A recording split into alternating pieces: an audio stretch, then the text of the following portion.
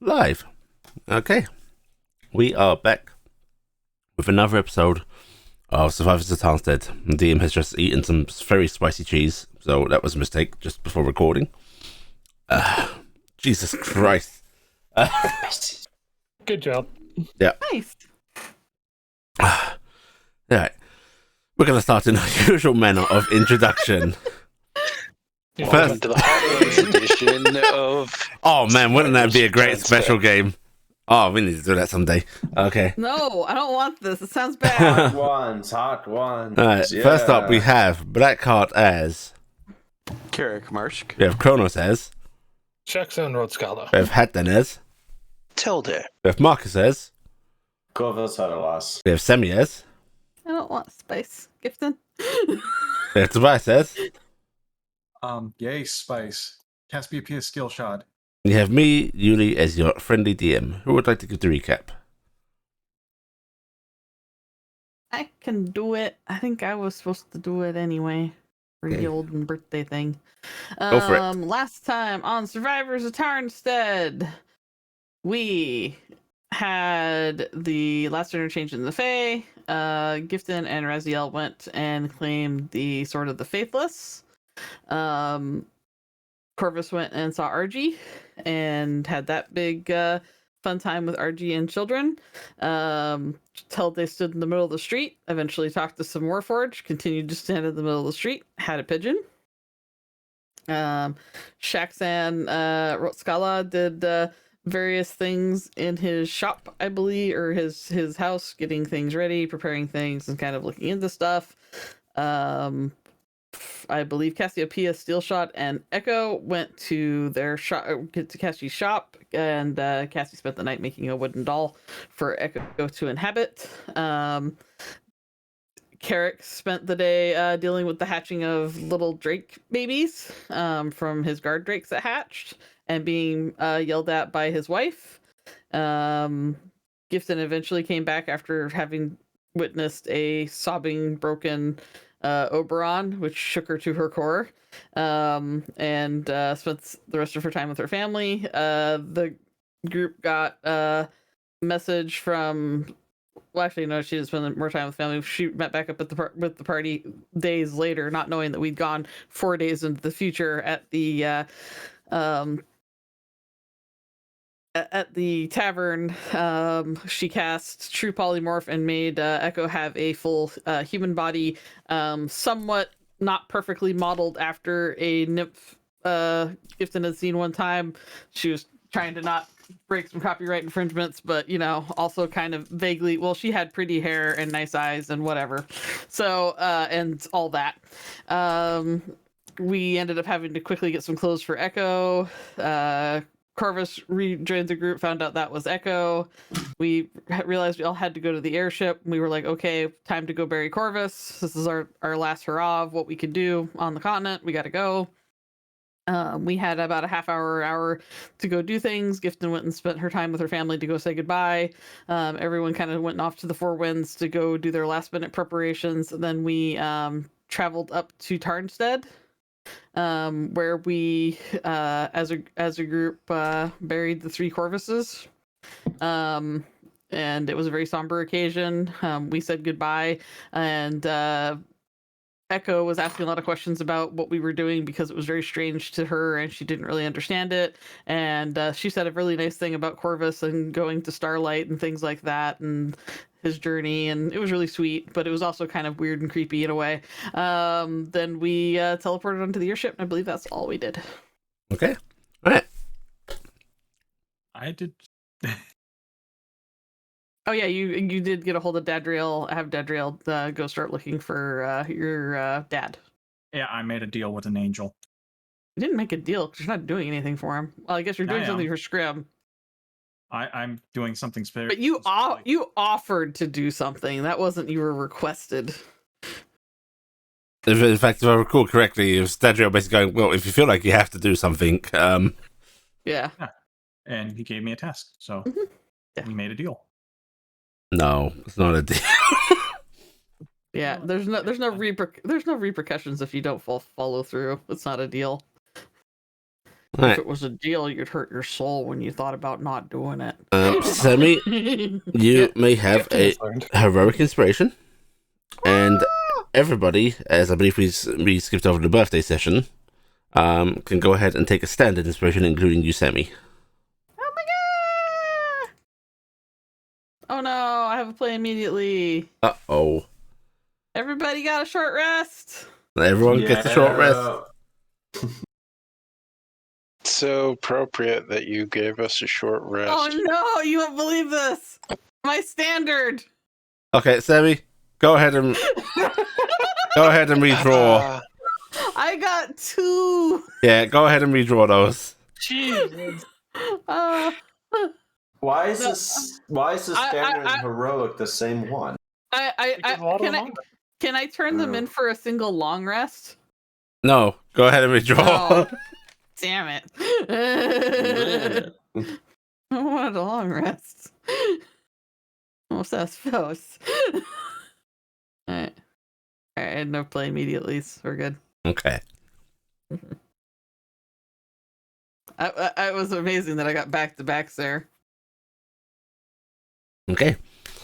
In that case, we resume as we left off. You all Coming through the tree onto the deck, Yep. I think. you all step from the tree that is living on the deck of your airship into brisk air that is blowing at you, and you can feel that sort of that salty chill that you get from open sea air. Mm-hmm. Yeah, it's refreshing. The airship actually seems to be holding a low altitude right now, and you can actually see Towdy sitting on the airship's deck, just sort of her legs dangling off the edge, like sort of scooted up against the rails. Uh-huh. And she is holding a rod, sitting beside Martin, who is doing the same, and is basically just talking to her about how you fish good. The saddest moments to come in on for a certain person. Somebody had a hard time fishing at one point. Multiple times. At one point, every time he's tried. I guess it's gonna straighten her uniform as she comes out and go, "Oh, nobody get up for me. It's fine." Martin and Towdy turn to face you as you come through, declaring and stuff like that. And Martin just gives a little cheery wave. Towdy's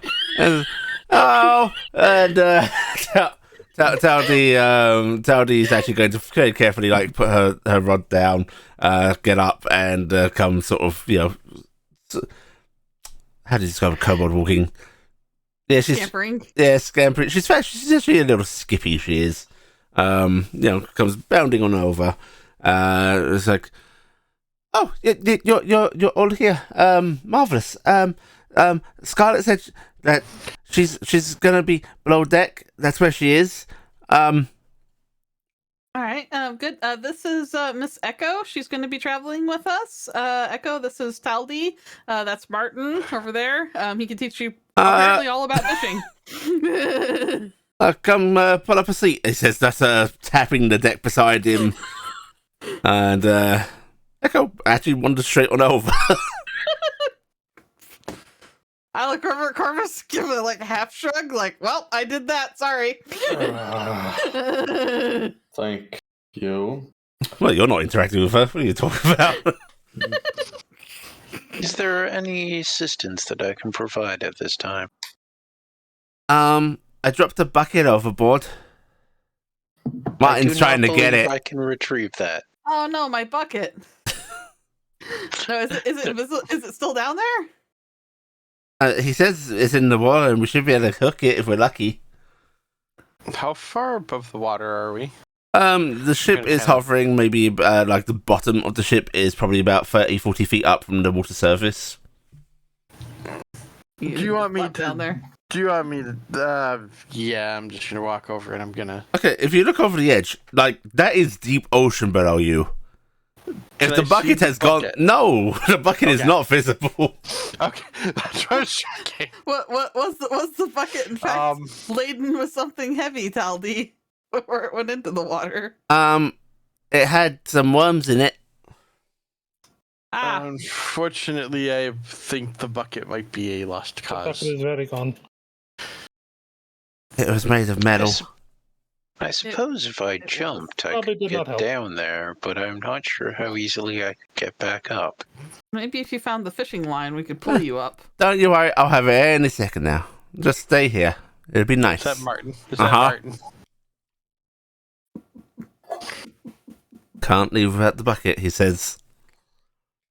I think at least. Surprisingly enough, we actually could leave without the bucket, Martin. I'm gonna say it. I'm gonna start. I kind of was hoping just to leave him there until ready to go. 'Cause it keeps I'm leaving him there while I go downstairs to talk to Scarlet. I said, surprisingly enough, we might end up leaving without that bucket, Martin. It's amazing how the person's paying all these for the person who paid for the damn ship, and the people who are paying these people to be here can say, "Yeah, fuck the bucket. We actually bought that bucket to begin with. It was I just had to mark off my bucket's gone because that was part of the shit I bought for the airship." I had 2 buckets. We have 1 bucket now. So, I'm yeah, genuinely upset. if you want to march on down, Yeah. We can make buckets. We can if we have the materials and shit, sure, but it's just one thing. It was part of my supply chest. also Black Hawk, we're getting a little bit of audio bleed through from you. Hmm. I'm gonna go down below deck. Okay. You head down below deck, and it's not hard to find Scarlet. She's actually just in the mess down here. Not eating. Looks like she is just looking at maps. Might be guessing that doing this on deck is a little too windy, and this is a nice big convenient table. Yeah, we don't really have a really good meeting room. This is all we have. Scarlet, Oh, you've arrived. Marvelous. Yes, we are in holding here right now, I think. She sort of taps a little spot of ocean on the map. All right. So about how many days out are we from making shore? We are, if we're moving at full speed, we should be able to get this little scout ship there in 2-3 days. All right, good. I think we're actually one of their nastier water pylons. They've got a network of underwater magical relays. You should think of them. Really? Given there's nothing for him to have done, upper deck checks would have followed down below. Relays. It's hard to have sigils and such inscribed out here, of course, What these do is they basically rebroadcast the interference fields from the inland. That's why they're a little weaker out here. Honestly, you might have actually been able to get in even if we travelled another day or so in, but I didn't want to risk it. I appreciate not risking it, yeah. All right.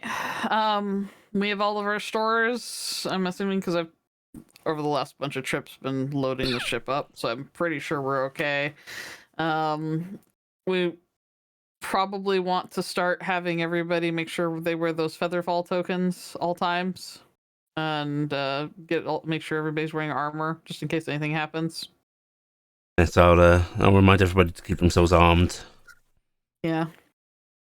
And you remember, if things look south and you have to, you take control of the ship and you get your people to safety, okay?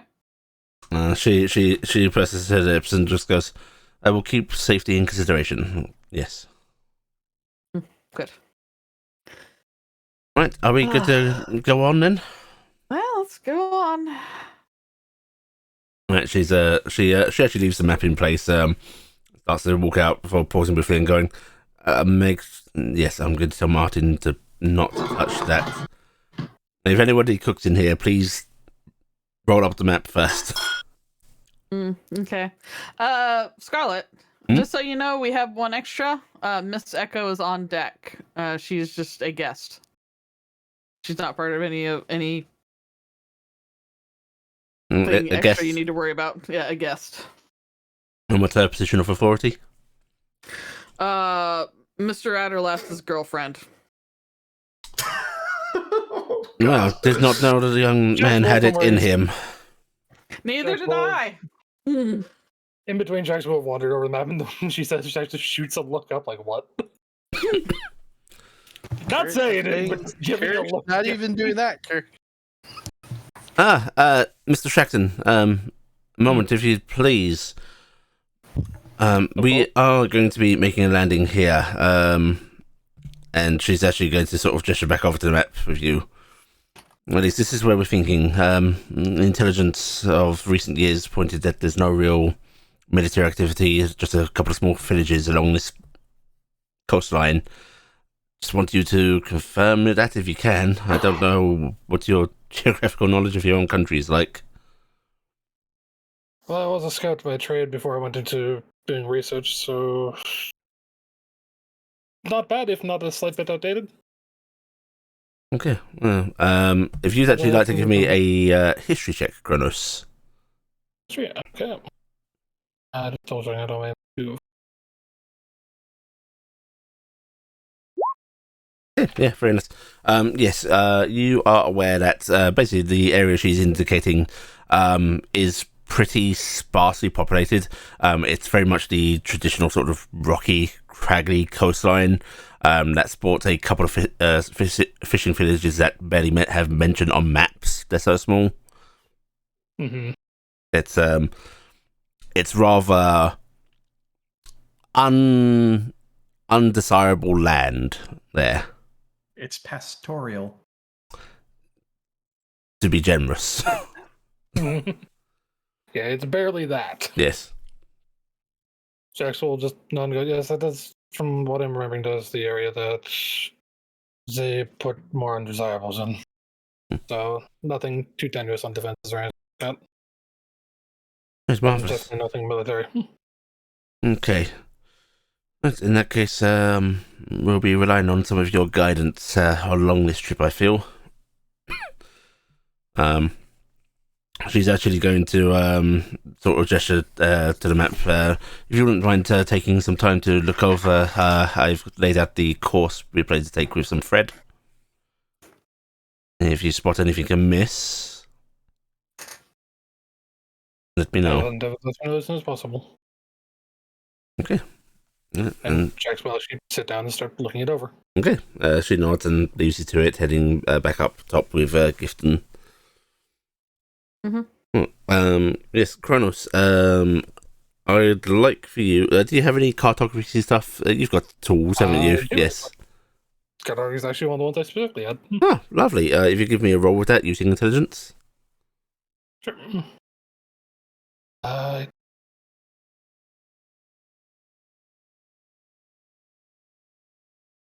Check.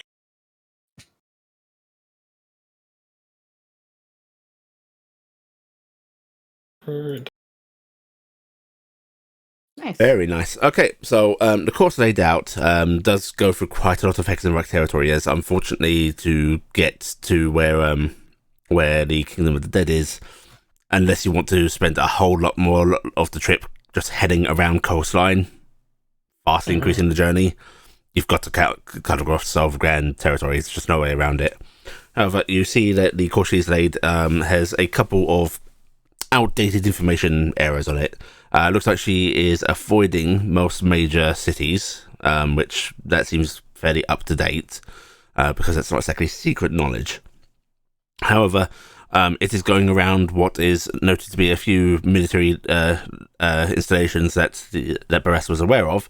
A couple of those are no longer manned, or did not, were basically decommissioned, and you could save some time on the journey. And there is, of course, a spot that you noticed where you're quite aware that there was a new build-up that was being developed, was not finished, but should have had personnel there. So it might be something to avoid. Jax will actually look at him just before Zoom and go, Scout, is it okay to slightly modify the route here according to knowledge I have? She glances back over her shoulder, pauses in the door and going, of course, I trust your judgment on this. Okay. And Jax will actually modify slightly to account for may as well not go around the places that are definitely going to be unmanned and definitely avoid the place that's going to be. It's going to take you a little bit of time to double check stuff and get this all sorted, but you are going to save the party about 5 days travel. Fantastic. This was a Damn particularly it, you good had to roll. use that word. Am I still getting back feed? And can I be heard? I don't hear Until- anything. Okay. Yeah. You can be heard, though, yes. Yes, dude. I can't hear you. Okay. Right. Getting up onto the deck, Scarlet picks up the little bullhorn for the inner communications. And you see her, you hear her starting to relay to, sorry. I'll stop eating spicy cheese. Spicy cheese, though.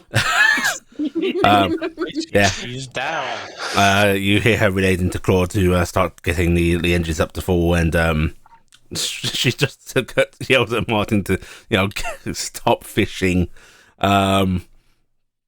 Which Martin just gives a little half-hearted protest of, but I haven't got my bucket yet. Even as he's getting up, getting the rods connected. And soon enough, the airship is underway. Gaining both altitude and speed as it starts to move towards the Hectorite coastline. Hey, Cassie, your cabin? Yeah. You alright if we let Echo have it? I can't use it. Well, you It's could, but fine. it just wouldn't be great. It's tiny. It's so tiny. Have you seen my ass? Much smaller than it used to be. That doesn't actually mean that the room is tiny. It just means your ass is fat. You just call me fat. Yes. Oh. Yeah. Alright, so we'll get Echo Marvelous. squared away with that room. Okay. So you settle Echo in, basically take her down there, and who is actually getting her settled in? Corvus, did you want to get her settled into Yeah, her mode? he would You have know- been hanging out over by the railing with Martin and them anyway. You know which room was Cassie's, so Yes. I'll leave you to it. I'll see to that. Oh. I guess. I will. Me and Cassie have got extra Varan wool. I'm gonna share with Cassie. How about the both of us tonight before bed? We'll do up a nice outfit each for Echo that would actually match and fit her properly. These suffice. I can help you with that. Yeah. Okay. I'll split Varan wool with Cassie. My own room and my own clothes. Novel. Will this room have a Just lock for on it? Corvus. Here's the key. And it can be latched from the inside to keep people out. But you are free to leave whenever you wish to. It's not holding you in. I wouldn't recommend jumping off the ship, though. Yeah, don't leave off the ship. Unless, of course, you would like us to lock you up, then I can look into that. If It that's might your help me desire. sleep better. Oh, okay. Was that a good joke? Yeah, actually, yeah. He's Yeah. into All that. right. You two lovebirds, go have fun. What? Oh, we are lovers, are we? What? What? Huh? How quickly he moves on. Hmm. Well, then come along, my love. Let's go. Show me my room. He turns and glares at Gifted. Mm. All right, Your yes, gun. this way. Okay, you take Echo down to the unoccupied the Cassie cave. room. Finger guns is the only response you get. Where you can, it's not much of a tour. It is, here is this box. There's a bed in it. Which she looks perplexed at it and just, so what am I doing here?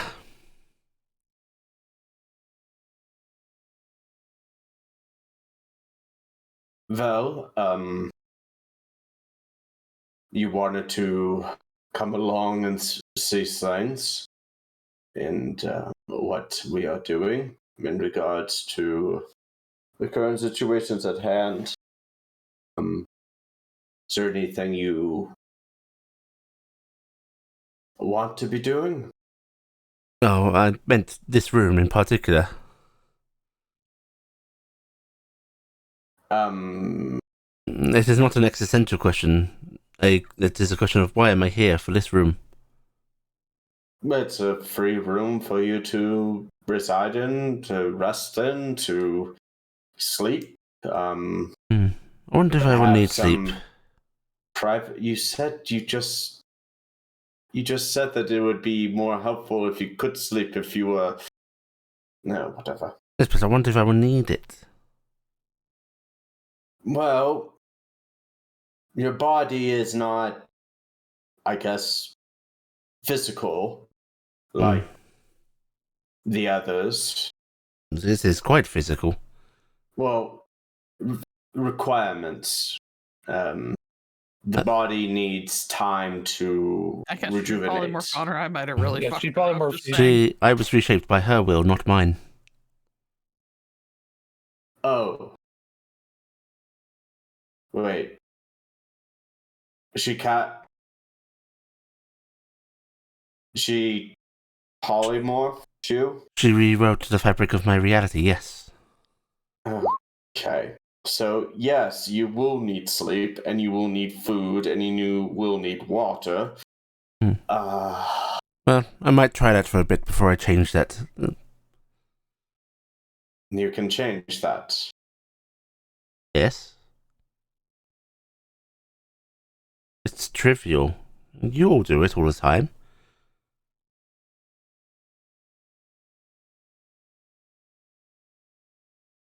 There are certain aspects. She just did it to me. Right. She did that to you, casted a spell upon you to alter yourself in a way that was probably not what you were anticipating. Yes, we do that, but there are also things where, well, considering what you are, our rules, air quotes, probably will not abide by your standards of reality. So possibly, yeah, you could probably change whatever you want, depending on how tedious the eating and the drinking and the sleeping gets, I guess. Well, I would like to try it for a little. Well, I don't know how to explain trying, but dinner's usually towards sundown, and drink when you think you're feeling thirsty. Your mouth feels dry, or you just kind of feel meh. It's a very nebulous feeling of thirst until you really Warn her actually of the are stomach thirsty. pain associated with hunger because she might think she's dying. Yeah, and there will be the sort of tightening of your abdominal area. That's typically going to be hunger, and it's going to kind of feel like a knot. I see. And I would suggest not eating a lot all at once. Take it slow. Perhaps you can all show me. We will come and get you when dinner is ready. Or I can choose not to be in here. Or you can wander the ship. Yes. Though there will probably be some things that you shouldn't touch, given the situation of this ship. It is a magical device that flies through the air at very high speeds, at very high Yes, it's altitudes. very cute. But yes. there's something I wanted to ask you. What is it? Why did you want to see me?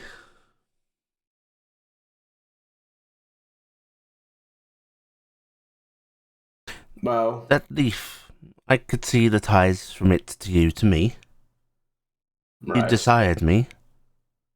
And yet, barely needed me beyond our first meeting. You asked me some questions and then none. It's a lot to process what you said regarding everything. I was also, still am, in a difficult place considering myself and myself's, as you saw at that city, town that we were at.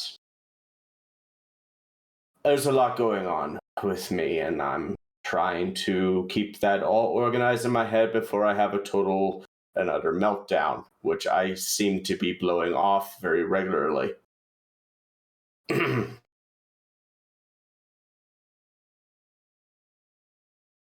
What I wanted were answers to questions that I did not know the questions I was asking, if that makes sense. No, it makes no sense. It's been my whole life, essentially. No sense.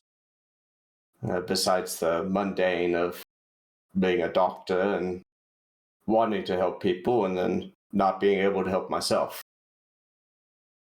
And having to live by other people's machinations. You seek these feelings.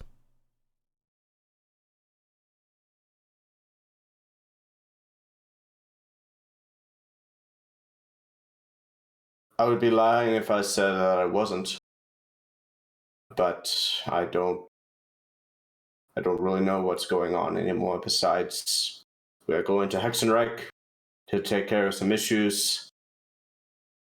And I kind of fumble through those as well.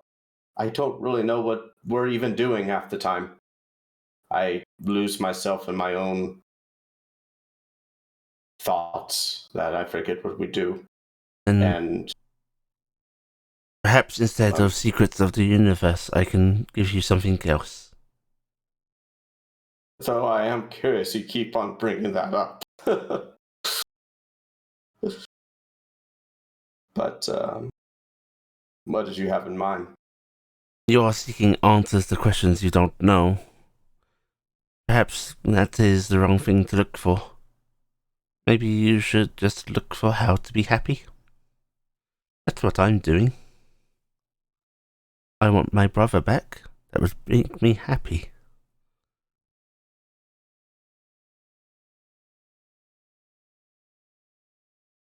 That's all that is important for a being.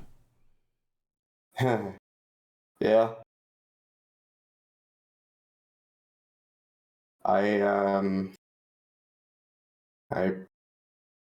He's kind of looking down at his hands. He's fiddling with his gloves.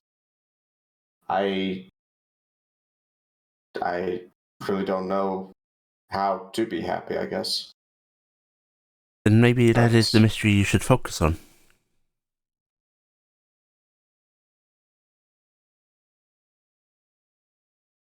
But that's not... How do you focus on something that is abstract? How do you resolve that kind of... I've always had goals. And I had objectives. Clear, concise, meaningful objectives. And I lived by rules. Rules that I put on myself, not other people's rules, because other people's rules were always seemed to be forcing you to do something that is not of your nature. And now I'm doing something that's not of my nature. Isn't that good? Yes, it is, but I'm part of this reality, this world, this group of people. They have certain expectations. And I still find myself living by those. Because I have nothing of myself anymore that I know what to do. I think the one that we buried. And it's a long story, and I don't want to bore you with the details of it, but The template one. I guess the template, the original one, yeah. Wrong word.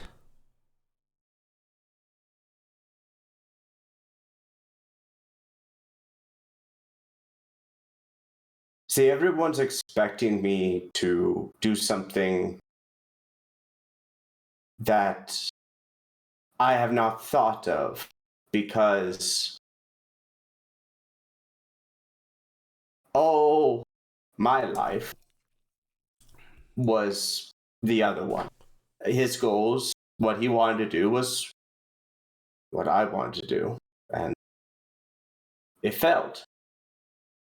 And I wouldn't say that I'm getting a second chance on that, but now I'm just kind of aimless and lost and scared of everything around me because nothing makes any sense anymore to me. And then stop basing yourself on his life. You It say, was my life. Mhm. It was my ambitions, my dreams, my goals. And now those are all gone because I saw that those could not be achieved. Do you think that those being achieved would be a good thing? You worked to stop him.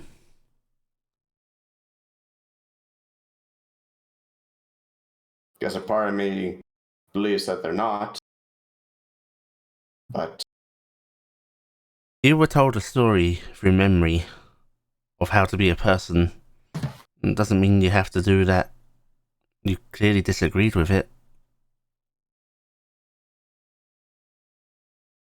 there's always a part of me that says that I didn't, though. Well, it is good to understand others, is it not?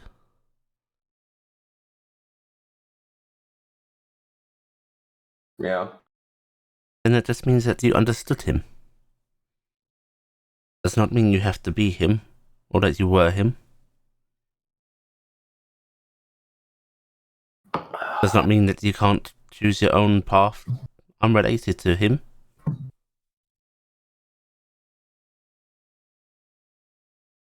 I agree to that, obviously. But my problem is that everyone out there expects me to just move on 2 days after my whole reality came crumbling down. There's a lot of expectations that everyone has of me. Corvus, Yeah. I'd like for you to give me an insight check, please. Okay.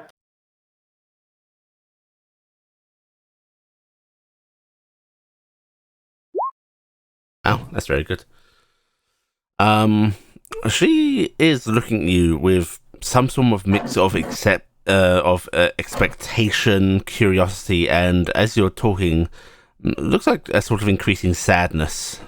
And he just goes, "So you don't like these expectations of how you're supposed to carry on?" I don't know. I don't know how to carry on. Not now. I don't have answers for those. Would you Look rather at have me dwelt with- in your previous world?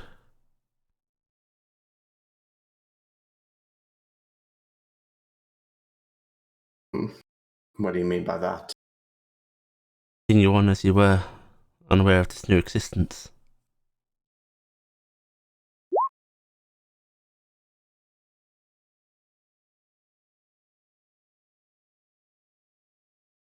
I'm sorry, what? Maybe my question is too strange.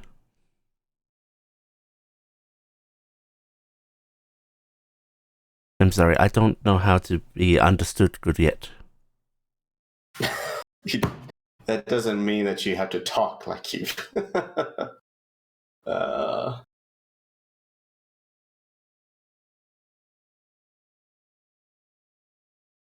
just need time to think. Reorganize everything that I am.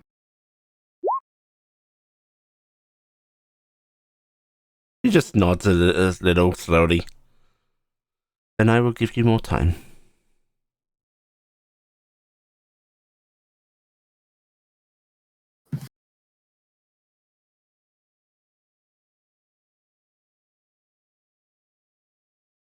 She pats the bed as if gesturing for you to sit down.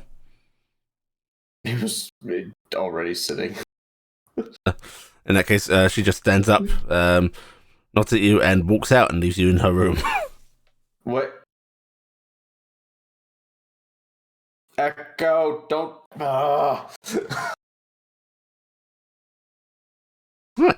Back up on deck. I feel like girlfriend was the right title to give her. Yeah.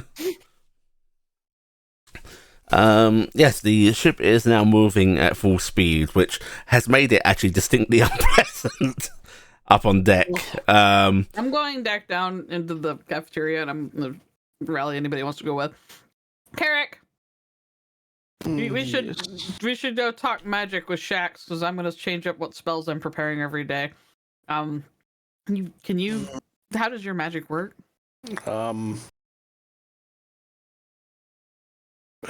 Actually, don't fully explain it to me. I asked this of Razel one time, and it took him like 2 hours to finally stop. Yes, mine isn't along those lines. I don't need to know about the focal points and the intonations and stuff again. Carrot, just like I think it and it do. I just know I can focus Make up it some different magic, but I figure we're probably not going to be using my tree travel as much and some other things. Remember that wind spell I had that could turn everybody into wind and mist? Yes. I'm thinking I might start casting that every day on everybody, because it lasts for a good 8 to 10 hours or something like that. It would be helpful since we won't be able to teleport around much. Taldy, how have you been? How is the little pseudo dragon in your care? So it eats a lot. Yeah, that's normal. That's normal. No, like really a lot. Might have been the however long alone. They were alone for like 2 days before they went through their entire food supply that Corvus left them for a few weeks. They don't really understand how to manage their food supply. Bit my finger. Oh no! Does it need healing? Are you okay? Oh no, I gotta. And she's gonna hold up one of her fingers, which just has a little wrapping around it. Does it have picture? Does it have picture? Did she get the band-aid with the? Is there any spell type things you'd recommend for traveling around in Hexenreich, Taldi? Because you're a resident. She scratches her head a bit and just goes, teleportation? I've been told that our magic doesn't work good there. Something about your people. Oh, it works good if you know the right ones. Yeah, but I use crazy tree magic, so I don't know the right ones. Oh, in that case, then anything that just makes you like go faster is good. I can cast wind walk, so we can go as fast as the wind will carry I us. think that should work. Yeah. So okay, all right. Fortunately, I don't know if I can learn variants. All right, and you're making sure to keep the little stabilization talisman on you and the feather fall just in case. Okay. When you got some of that armor on you, what, mage weave, good. Well, not right now. But you have it. You can wear it when we start getting into Hexenreich, right? Okay, good. I want to make sure everybody's properly prepared. Should I carry a gun? Do you have a gun? No. Do you know how to use a gun? Yeah. We do have some spare guns, so you could have a gun if you want one. I don't want to shoot anybody.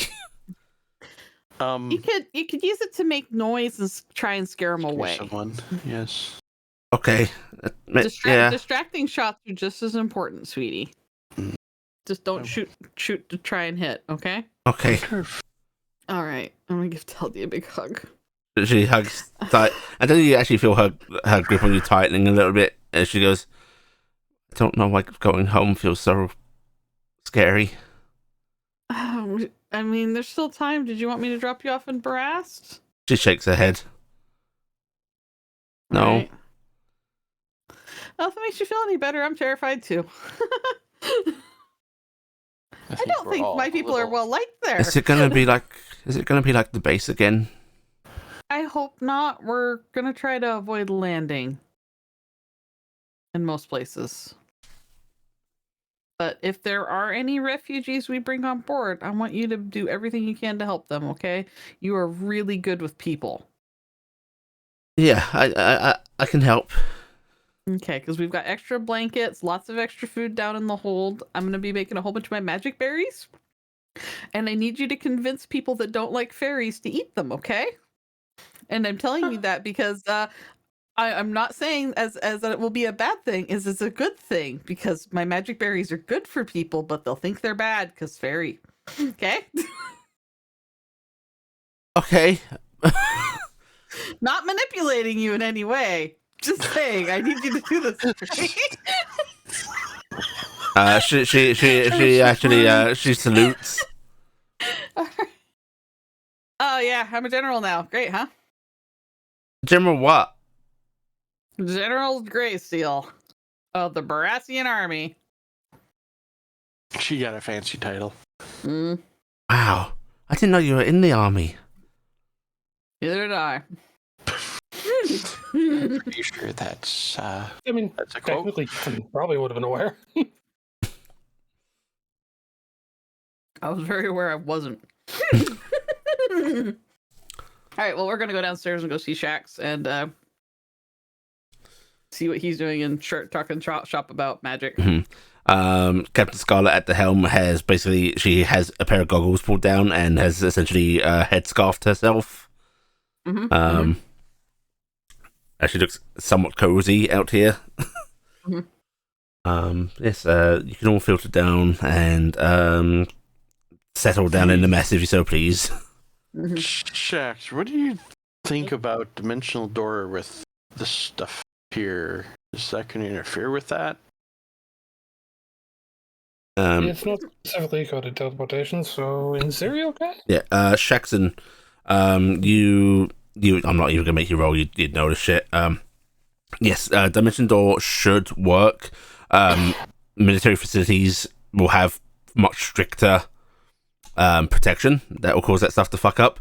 But the general country wards, they are keyed in for like long range shunting stuff. Those short hops, it doesn't really pick up on. Yeah, singular person short distance is fine. Long distance, multiple people, bad. I'm gonna reach into my bag of holding and pull out a pair of shears and hold them handle out to Shaxan. All right, this is on loan to you from the Great Fey Armory for the purposes of this adventure. I would like to reclaim them after and stow them. If at any point I die in battle, please return them to Dadriel at your earliest convenience. Thank you. We'll do so, and Shax will take them in. Put them Also, into we have absolutely no idea if those close a hole that they make, so be wary. Still be good as an emergency, get out of Dodge. What is Dodge? Any place you do not want to be. Okay. Into the mess comes walking an elf, Idris, who looks a little perplexed and going, "Did the captain get the ship moving without me?" Yeah. Yes. That's my job. And they're just sort of marching straight up and out. She looks really heroic in her scarf. I bet. That could have been you. Martin is just waving at the Idris as they go by and heading over to the stovetop where there is a great big metal pot, just sort of just going, anyone want some slop? Dingus, do you want some slop from Martin? Me? Remember what Martin did last time? Eyes narrow. I'm pretty sure there's a black there. Dingus shakes head. I think the two of us are at least good for now. Thanks, Martin. Sure, it's been cooking for a few days now. There's all sorts of diseases that you get from that. Nah, no disease. It's great. Because there's nothing in there that can grow. Gotta scrape that charcoal from the bottom. Got it. I am also gonna pull out a couple scrolls and lay them down. And Gifton's going to put down her notes on Hexenreich. Wah! Oh. Look, I actually made notes. My God. Made notes? All right. Yeah, I made notes. I am going to start unrolling these and go, okay, so I have been trying to keep track of everything that's going on with what we are doing in Hexenreich. And I would love it if anybody could point out some flaws to me and some things I'm looking at. So, Morgani is a dragon goddess. We know this. Yes. Good God. What? I just saw it.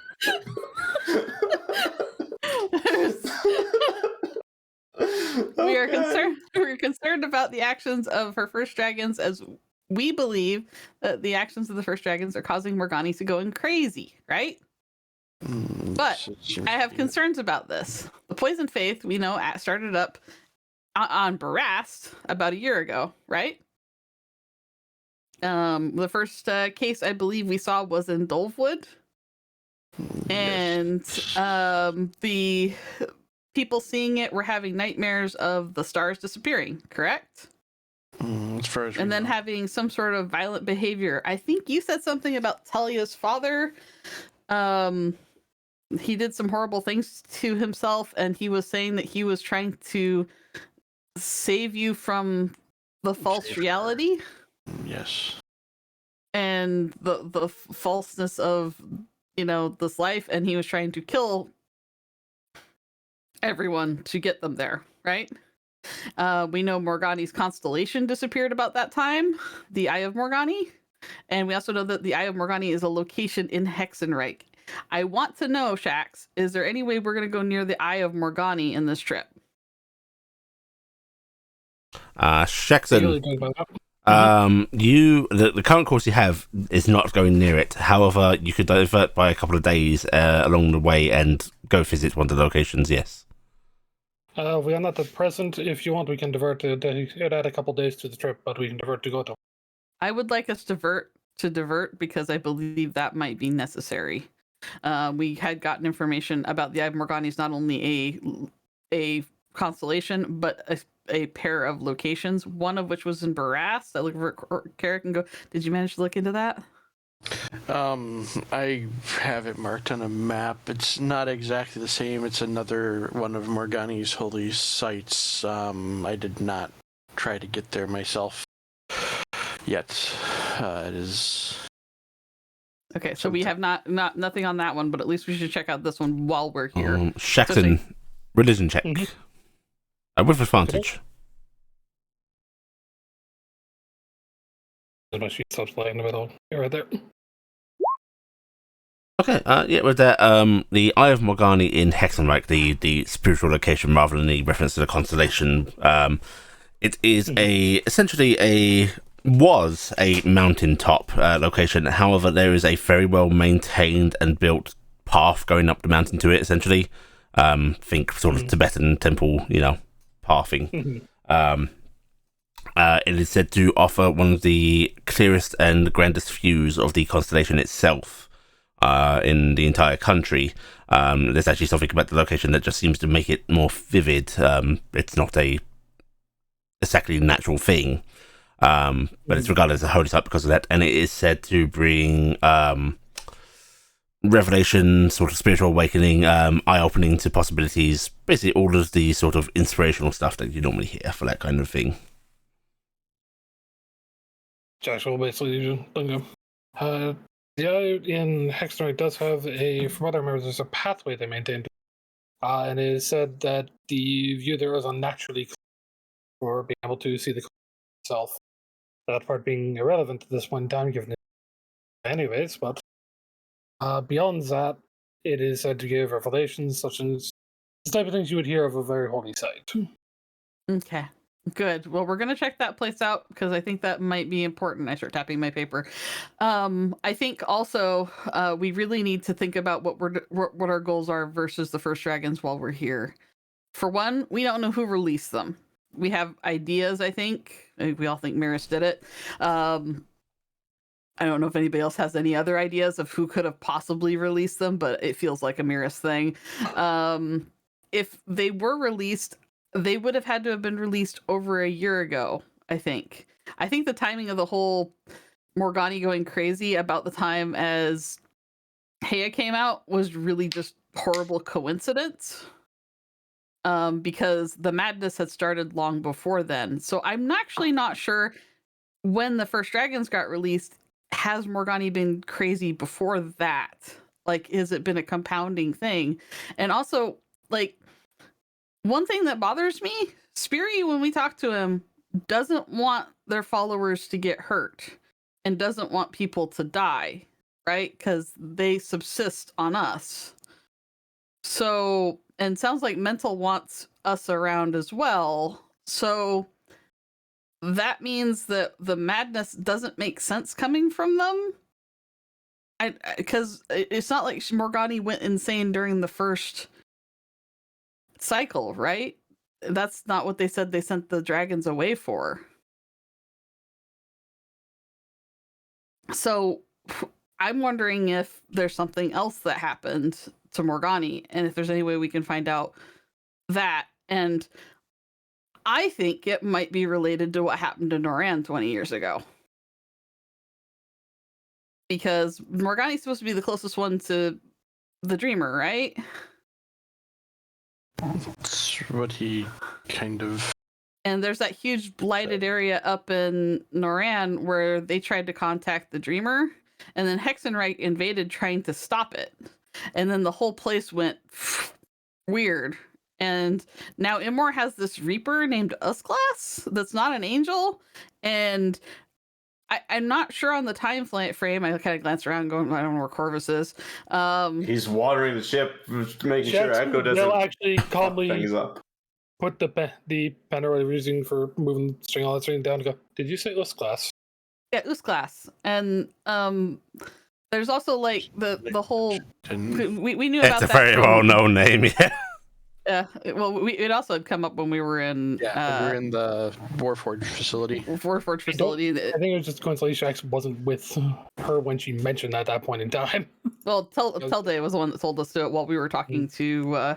You were actually right there because you were you were working on Hev Day in the same room.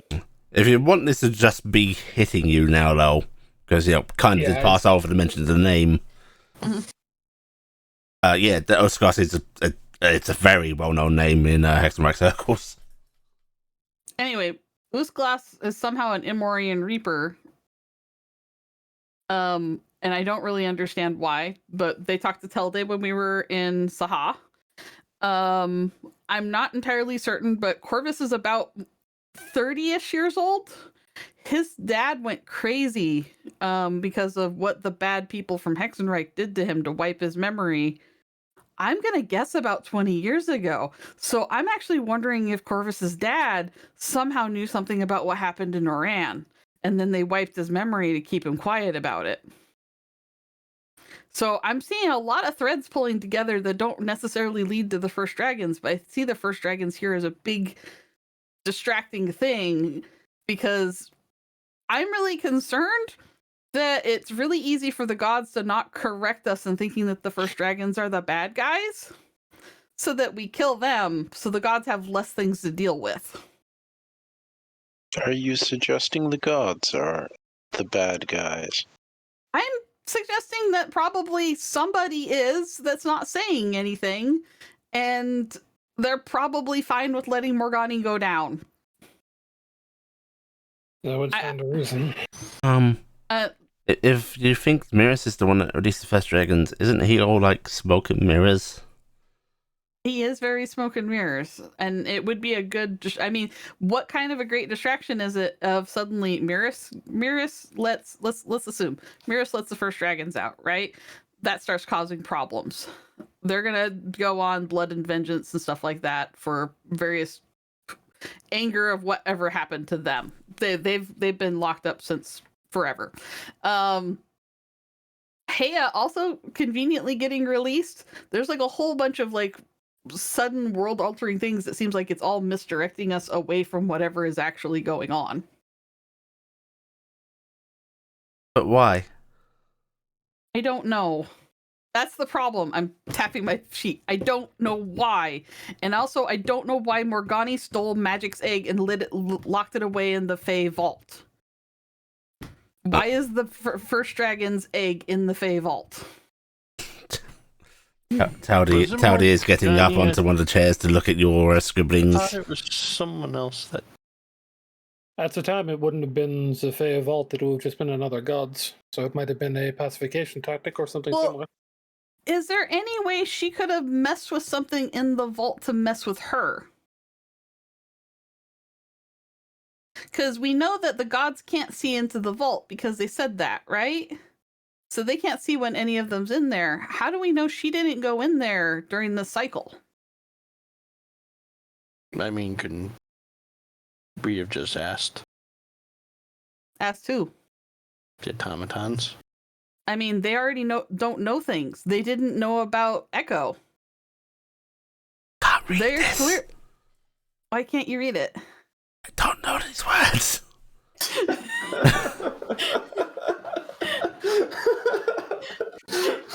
Do you not read Veracian, my dear? I don't. Okay. Well, that's a lot of words. I think I speak it okay. You speak it really well. I can cast comprehend languages on Jackson, you. can you teach me Veracian? I can do that, yes. All right, but the things I want to like go over though is are we? So the other thing is like the whole rock that we got from Harkount. Why is that rock what draws the first dragon to Dulvwood? It doesn't make sense. He would have been completely attracted to Noran. There's a whole bunch of those rocks up there. Heck, it would be going for that one facility we know about. There's a whole bunch of those rocks there, maybe. So I mean, we've done nothing to try to figure anything about that item either. I know there isn't very much on it, but I just think it's really weird that Harkount said his mom claimed to be a descendant of the first dragons, and we have her armor is what he had in that house, and her armor is the armor made from her remains. Ew. Yeah. Also, have we checked out your crystal dragon figurine lately? No, every time I mention trying that, I kind of get told not to. Well, it's back on the table of something that you can do, okay? So I do have it with me, so. also, I'm kind of terrified about what the heck's going to happen when we get to Morgani's continent and I'm packing around 2 sparks. So, thumbs up. Well, you will not need to worry about that for much longer. Yeah, we're almost there.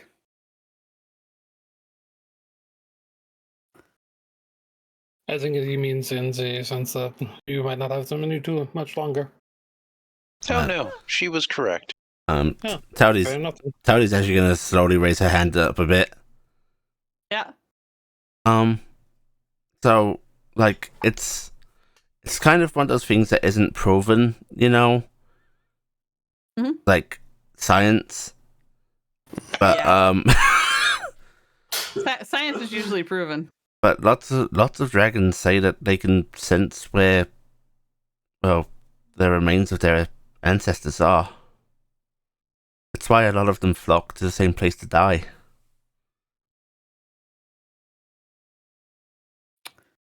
Oh. So it's kind of like maybe they can sense each other.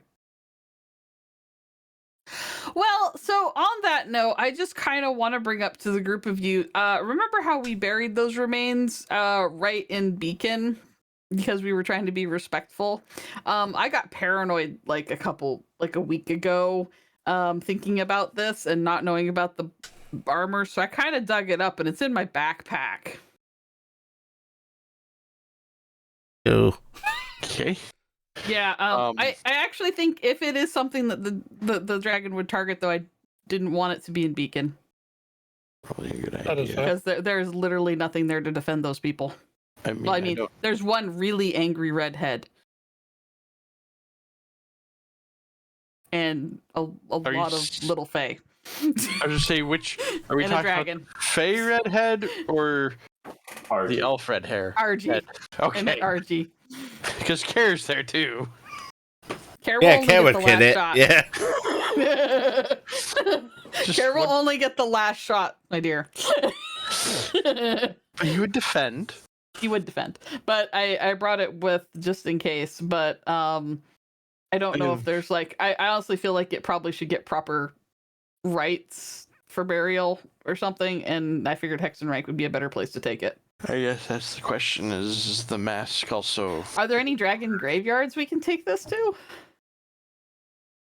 There's so many of them. Towdy will scratch her head and go, there's a couple, but a lot of dragons flew to Imor's land. Oh, okay. It's kind of like the last flight. Oh, that's super sad. Moore's land. Mm-hmm. Huh. What better place to go when dying? Well, maybe we can tug on some strings because we know a few contacts with more that maybe we can talk to. But I'm going to start rolling up my paper and going, so that's basically what I wanted to go over. But I think it's good that we're going to go check out the Eye of Morgani on the way to Frumer. Me and Cassie don't speak Hexenreich or Firmiranen. So, I'm gonna look really official in my uniform, okay? Okay. Okay. If absolutely necessary, I could provide you with an option. But What's the only option? one. I'll reach into my bag and pull out the Helm of Comprehending Language. This would allow you to understand. You're gonna look funny with that on. Carrick taps the circlet he's wearing. I could try and teach you some Hexenreich. Oh, I learned some Hexenreich already from my brother. He was really helpful. What did you Mostly learn? swearing. I'm going to go. I learned how to say hello, and then Gifton's going to say I'm very short, and then Gifton's going to say I learned where is the bathroom. I'm going to piddle myself. Well, to be fair, that one will probably have about the same effect. There were some things he did let me have, apparently. Your brother isn't a good person. Oh, he's great. What are you talking about? He taught you to say how you're gonna piddle yourself and that you're very short. That bastard.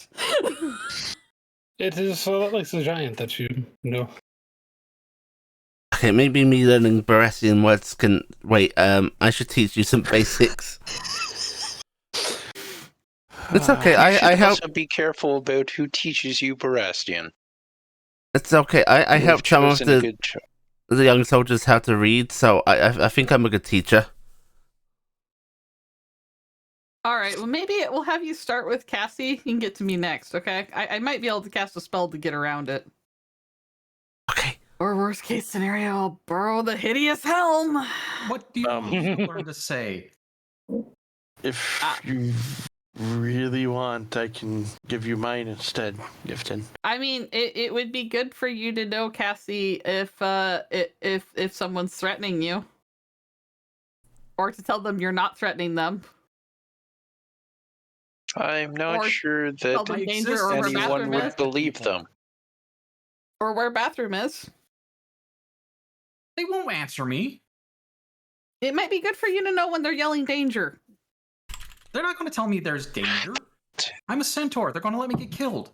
No, they're not. You don't know that. Given your previous experience with Hexenreichers outside of the ones on this ship, Gifton may actually be the most in trouble.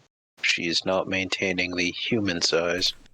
I'll maintain the human size. We've been keeping it up for like nearly 2 months anyway. I'm almost over the nausea you of it. almost were sold to a bunch of Hexenreichers. Yeah, but you know, that was ages ago. And besides, they told me I would be very pampered.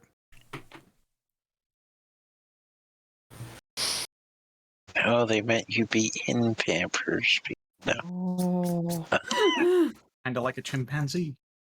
But All right. yes, Gifton, if you'd rather, and you're gonna Carrick's pull the circlet out. If Did you you'd rather, draw poop? use mine. She I did, did. yes. Is that what this means? Is this poop? And she's going to point it where it says Morgani. Yeah. That doesn't say Morgani. That says poop. I know it says Morgani. Morgani's the same in both languages. Why did you write Morgani next to poop? Because she's a stinky doodle. And she says natty things about Faye. Towdy That's does right not here. know how to make it.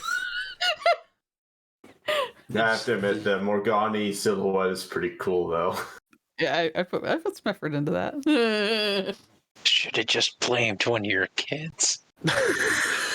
No, she's not that mean to her children yet. All right. Well, I think if anybody else can come up with anything that we should be looking into, we should make every moment of being in Hexenreich count. Also, I will make everybody aware. Lewis Adderlass was taken by Hexenreich in the last 6 years. Well, maybe less than that. 2 years, I think. That was something that Corvus had really wanted to go look after. He was going to be checking for some military complex with a Herr Fischer and a Herr Becker. Corvus would know more about it, but if we can find that place on the way, we should check and look for Corvus's brother. I'm gonna ask real quick because I do understand Hexenreich and the player knows it's an actual thing, but the hair part, what's that actually mean? Sir? Sir? Okay. I think it's sir, right? Sir, Mr. Oh, Mister. her. Yes, Yeah. yes, Mister. Essentially. Okay. I said character knows, player doesn't. Yeah. Okay. Gifton doesn't know. She thinks their names are actually hair and hair. Yeah. It's a respectful Mister, so a sir or so on. Yeah. All right. Well, Carrick, why don't you get your crystalline dragon out and keep it in your room? Telday, if you could keep an extra bit of sensory open at night for Carrick, since we're going to be getting closer to Morgani's influence, I'm going to be worrying about that a little bit, and also we're having him play with Crystal. I cannot improve my sensory abilities while I am resting. The easiest way would be to put me in the same room, or just outside of it. I was going to say, would you mind being at least just right outside? And mostly focus on Carrick's well-being. It might be best to make sure that there's someone else around while I'm using it, just in case anything happens. Someone. Do you and Shaxan want to share a room then? I trust Shaxan the most. I mean, with the. Do you want me to use the crystal at night, or just leave it out? Well, I thought you had to have it out at night while you're sleeping. No, remember we can use detect It's a magic scry through it. through. I'm the one that scried through it, so Yeah. We use detect magic through it. yeah. They Well, often I- wandered out at night, I think was the big thing. the big thing, it wandered out and did stuff at night. It jumped around and scratched at things. Yeah. Well, it didn't scratch. The dreamer possessed me, and I scratched a message into a tabletop and got in trouble from Mom. But that stopped when you put the thing up. So I'm associating it with the crystal. Yeah. And I scryed on the dreamer with the crystal at one point. Do we Remember? want to try using it at some point to see if we can where the Physical the is? physical appears? I mean, We could try. Do we want to do that right now, or what do we want to do? I do have some spells left today. I could definitely scry on this. I think we should have all hands on cafeteria as far as the group goes for any information on this. I Which would probably mean could finding attempt- Echo and Corvus wherever they're wandering around. Does the ship have a PA, by the way? Just Yes, it does. Jackson with a bead. Well, I mean, if we have a PA, we can just use the PA. Yeah. Yeah. Oh, not a PA. It has rudimentary point-to-point communication, or basically from the top you can do a loud horn down to the lower deck. Okay. Yeah, if everyone gets here, it might be best if I at least try this time. All right. I'll Hopefully go. everything can you use the PA system and yell for Corvus and Echo? Come Come here. Thank you. I could. Yeah. What could you do? I could probably just yell really loud. Okay, why don't you go yell really loud? Okay, she's going to run to the doorway, and she is just going to. She has quite some lungs on her, by the way. She is going to. Little people do. It is a kobold yip screech of Corvus, which by the Corvus you will hear. Yeah. And suddenly the fear of your mother comes back to you. God. Wait, did you want Echo as well? Yeah. Yeah. She repeats to Corvus, "Echo, come to the mess." I miss Perhaps I should have ears installed so that I may be able to block them at times. Fully engaged audio receptors. Then she's going to sort of, what I want back over, and she's actually going to look up at Shaxton and go, "Why do I know the word the name Usglass?" She was a very famous researcher for our country, and she died roughly 20 years ago. Oh, yeah, the one that nobody can cast the spells of. Why can nobody cast their spells? She made a really complicated version of Polymorph that Wizards have been trying to redo. Oh? I can cast a really cool polymorph. It makes people permanently what it is. That's what do you call that one? Yeah. Oh, true polymorph. No, wait, no, it's not Polymorph. Simulacra. She could do Simulacra. Really fancy one. Interesting. We've been trying to figure out this. What is going on? We're talking about Usglass's Simulacra. We're talking about various points of attack here on Furamir and Hexenreich. I kind of gesture at my paper that I unroll again. We're also trying to figure out where that facility was that you said Fisher and Becker were, because your brother, or your brother, Louis. Louis. The famed German Louis. Louis Adderlass? Remember him? No, yes. God, yes. Are you confused about the Do you remember your Simulacra? brother? No. Memory taken related to Hexenreich. His memory was taken because he found something that he wasn't supposed to find, which could be what you are referring to. Was it about 20-ish years ago? We left Hexenreich when I was 6. I'm 31 now. So it might have been a little bit of lead time. It still could be related because there clearly was a cult involved with what happened in Noran. From my understanding, my father, that part of his life happened in Barras, not in Hexenreich. He fled Hexenreich, yes, but maybe things caught up to him. I don't really know much about what happened. I just know that something happened in Barras. I thought it might have been related. I'd start scratching it out.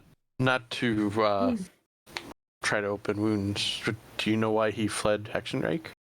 No. Also, Corvus, you actually do know that most of the stuff, like in his book and such, was done while he was over in Hexenreich. Yeah, he knows that. Yeah.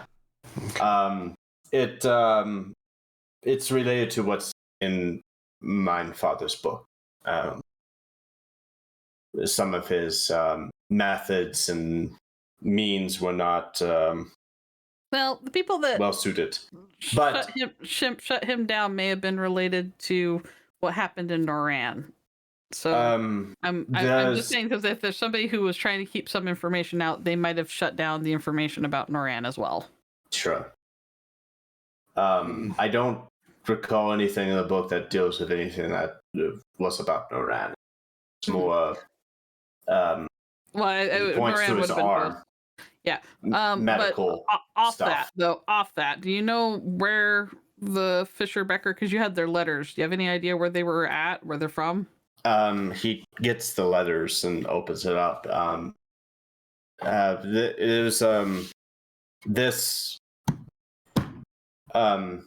It's a military building headquarters, probably in the capital. It was an academy, 3rd floor, 12th door on the right, down the main hallway. That was her Becca's office. Herr Fisher was one that was probably helping my father, and Herr Becker was one who was very antagonistic towards my father. Okay. And you think that's in the capital? All right. This seem a little odd, but Taldi, do either of those names sound familiar to you? Mm-mm. Okay. Mm-hmm. And Lewis, I don't know if Lewis was connected, or if he has anything to do with Herr Becker, Herr Fisher, or it has something to do with the gentleman. I don't know. I don't know why he was. Okay. Well, we are going to be keeping an eye out because finding Lewis is a priority while we are there. So we will be making stops. But it sounds like the capital itself may be place of interest. It might be very dangerous to go there because I'm assuming that was the most catastrophic site of what happened. I look over at Shaqsan. Right. So I doubt even if they were there that they lived through it. I wouldn't be surprised if it was, but to be perfectly honest, I never made it to the capital. I can't. I know I tried to scry on both of them. Did I get anything? I don't think I did because I don't. You did not. I just had their letters. Yeah. Yeah. Right. Well, at the very least, at every stop, I can maybe scry on my brother.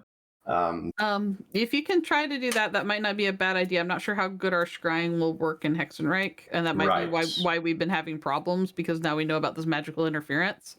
But I kind of gesture around the room. Everybody at this table, though, every single one of us that is going into this, when you get a chance, you do what you can to find out about Louis Adderlass.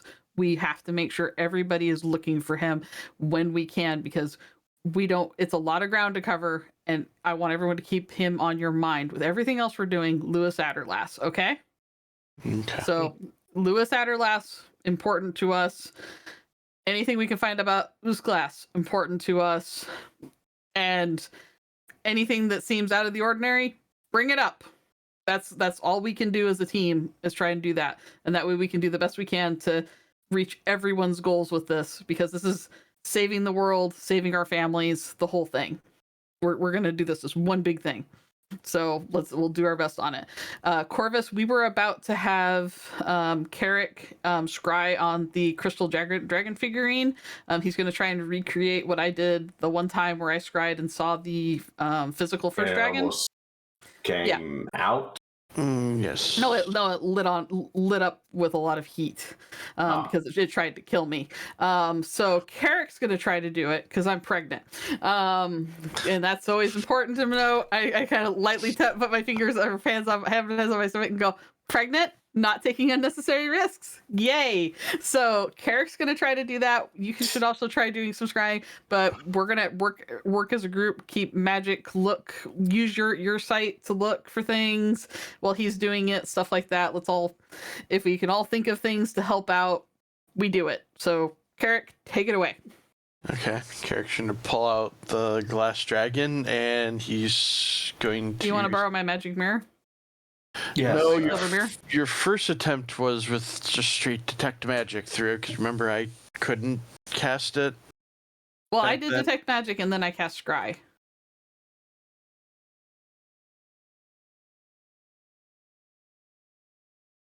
If we were high enough to even have scry at that point. Because that was Dullvoid. Wasn't it? I had scry. Because Well, I cannot cast scry, so this is the best I can attempt, and I'm gonna try what we did what I remember the first time, and I'm using an 8th level spell slot. I Try to can upcast cast detect magic Scry into it. if it's necessary. What am I scrying for? The well, you're focus? scrying for Lewis, and he's scrying for the physical. He can't scry. I'm using the Oculus. Like I said, I really don't remember you casting scry. I remember detect magic being cast because I found I needed to cast it but couldn't. So I can be corrected, of course, by the GM, but I am attempting to. That is one of the things I have not got in my notes because that was a very minor thing a long time ago. I remember having scry, but I don't know. I do remember I did detect magic at one point on it, but I thought I did. I don't know. Maybe you're right. Maybe it was detect magic with a really high roll, but I don't know. How do you want the Oculus to work, GM? Right. For this time. What we are going to do, I think it was supposed to work somewhat independently. I think there was scrying done with it, but I think it was found to be unnecessary. I think it was the scrying is what took me to the Dreamer. I think the detect magic is what took me to the first dragon. Yeah, maybe. I think that's how I'm having it. But I do know I had scry. Really I early am going description. to allow detect magic with a higher spell slot expenditure. Okay, I used an 8th level spell slot. An 8th level spell slot. Okay. Yes. Has anyone kept track? What is the current date? I have the current We date up right do. here. We are in we are on a 27th of Melodil. This is Melodil. Okay. Alright. The first dragon is supposed to land Arsentil, wasn't it? 22nd of Ursentil. Yes. We are 2 months out. Right. Okay. You scry with an 8th level fucking spell slot. Go big or go home. This is my idea. That's wrong. Okay. Tell me, how have you got the ocular out? Like, is it placed down on the table? On the table because we wouldn't want you dropping it. Yeah. Is it on the map? Wear like a hat. Let's roll up the maps and stuff because we know it gets hot. We don't want to ignite anything. What is what are the tables made out of? I'm guessing they're probably metal, wood. probably. They could be wood, yeah. Yeah, it's probably wood. It's hardy wood, and it's got like metal bolting and such to hold it in place, but it's wood. Yeah, because we'd want something fairly light for the ship, probably. Very tempted to soak it down with. And this decanter. Don't worry, we have a lot of people. I'll look over. Shaxan, do you have the decanter of endless water at the ready? I do, yes. Thank you. Okay. 8th level magic. That's right. Hang on. I've got my fucking. I know what it is. I know where it is. I need. 1 second. I need to go grab a book. Okay. Mhm. I'm making a book. Does Martin have a bacon sheet we can put on her nest? I don't think Martin and baking are things that go together. Well, I don't think it's still a kitchen, isn't it? A mess. I do not know Mess the of a last mess kitchen. I don't know the last mess hall you were in, but much in the way of cooking and pudding.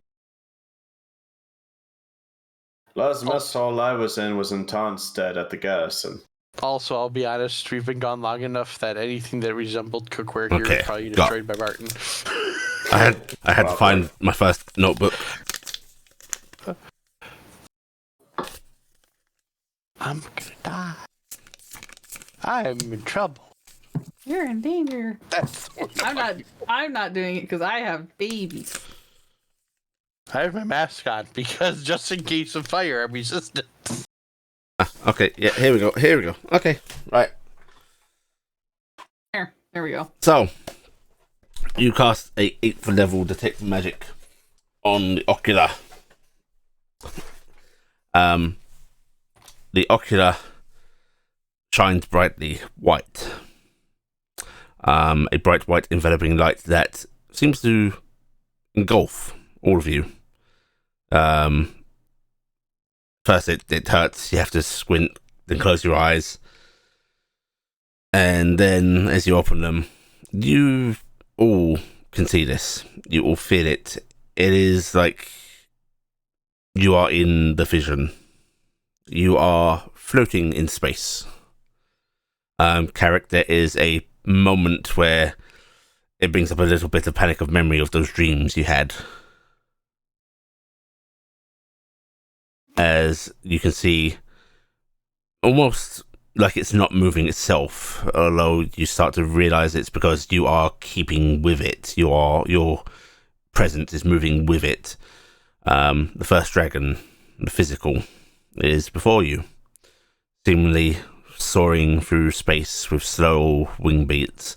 Its form is very draconic, although so much bigger than anything you've seen, and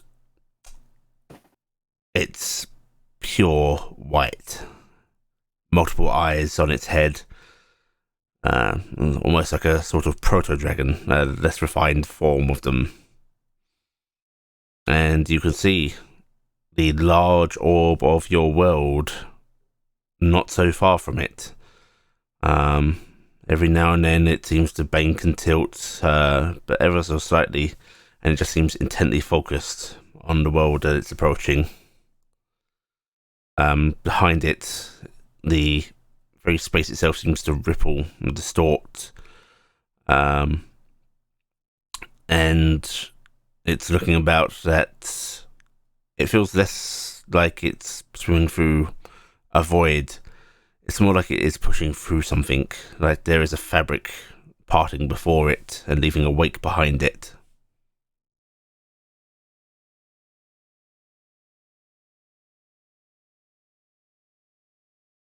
Is there anything that stands out for Corvus, or is it much the same? Nope, nothing that stands out to you.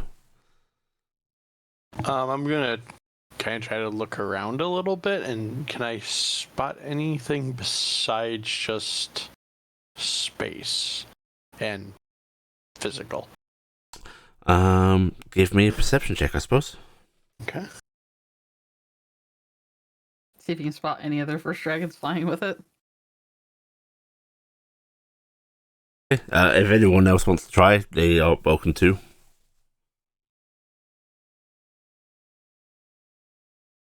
Well, we can't see, or can we see? No, I said everybody sees this. Oh, okay.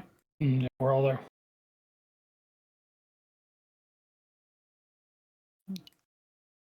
I'll try, but it won't matter. Gifton's bad at perception. Wow. Wow, Cassie. Okay. All right. Younger eyes. Mm-hmm.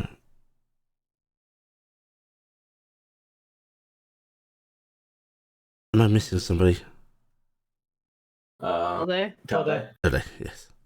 Wow. There we go. Surprising nobody. I'd actually clicked it 3 times, so I was trying to figure out why it You were hadn't charging done it up. anything. Apparently. Yes. Okay. Carrick and Corvus. Actually, I should say first, Jackson and Gifton. This is all you know. This great big form beneath in front of you. Carrick and Corvus. What you notice? I need to figure out how I'm breaking this down. Yeah, Cassie's going to be included in this as well. Carrick, Corvus, and Cassie. What you notice about it is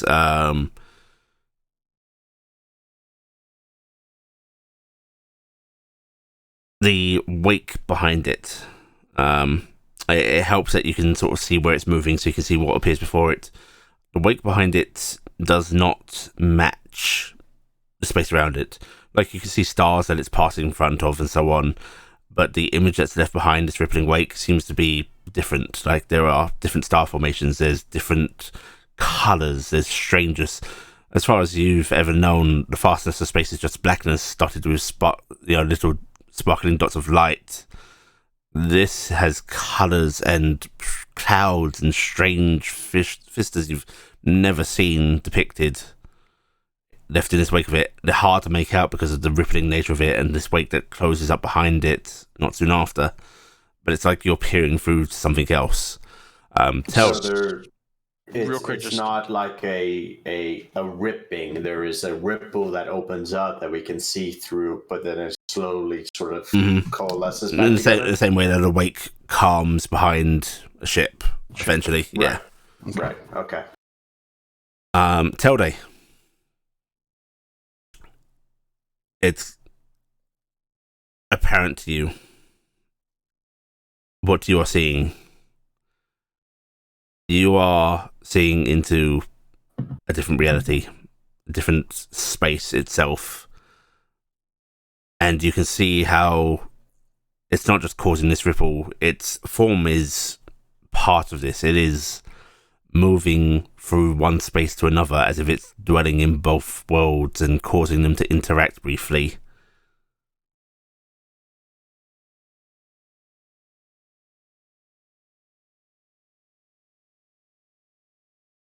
Okay.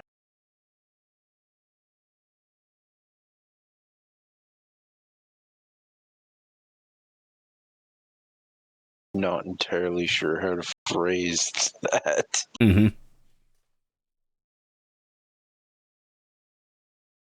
So, what did everyone see? I'm gonna kind of. What is everyone seeing? Is she speaking out loud? Yes. Okay, you first see the shift of its eyes Yeah. as if it hears you. And that's not unusual. You all don't have the concept of the void not having any sound. But yes, its gaze shifts. Its head doesn't turn, but the eyes arranged on that side of its head flicker towards you.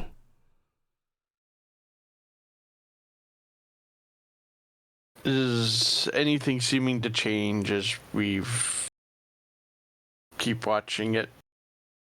Or does it just seem to be the same? It seems to be the same. I am going to very carefully let the spell go. Okay, you let the spell go just as it seems to bank slightly, as if taking notice and starting to turn its attention towards you. And then its image goes away. And you find yourself standing in the mess. So it heard us. That Well, wasn't very.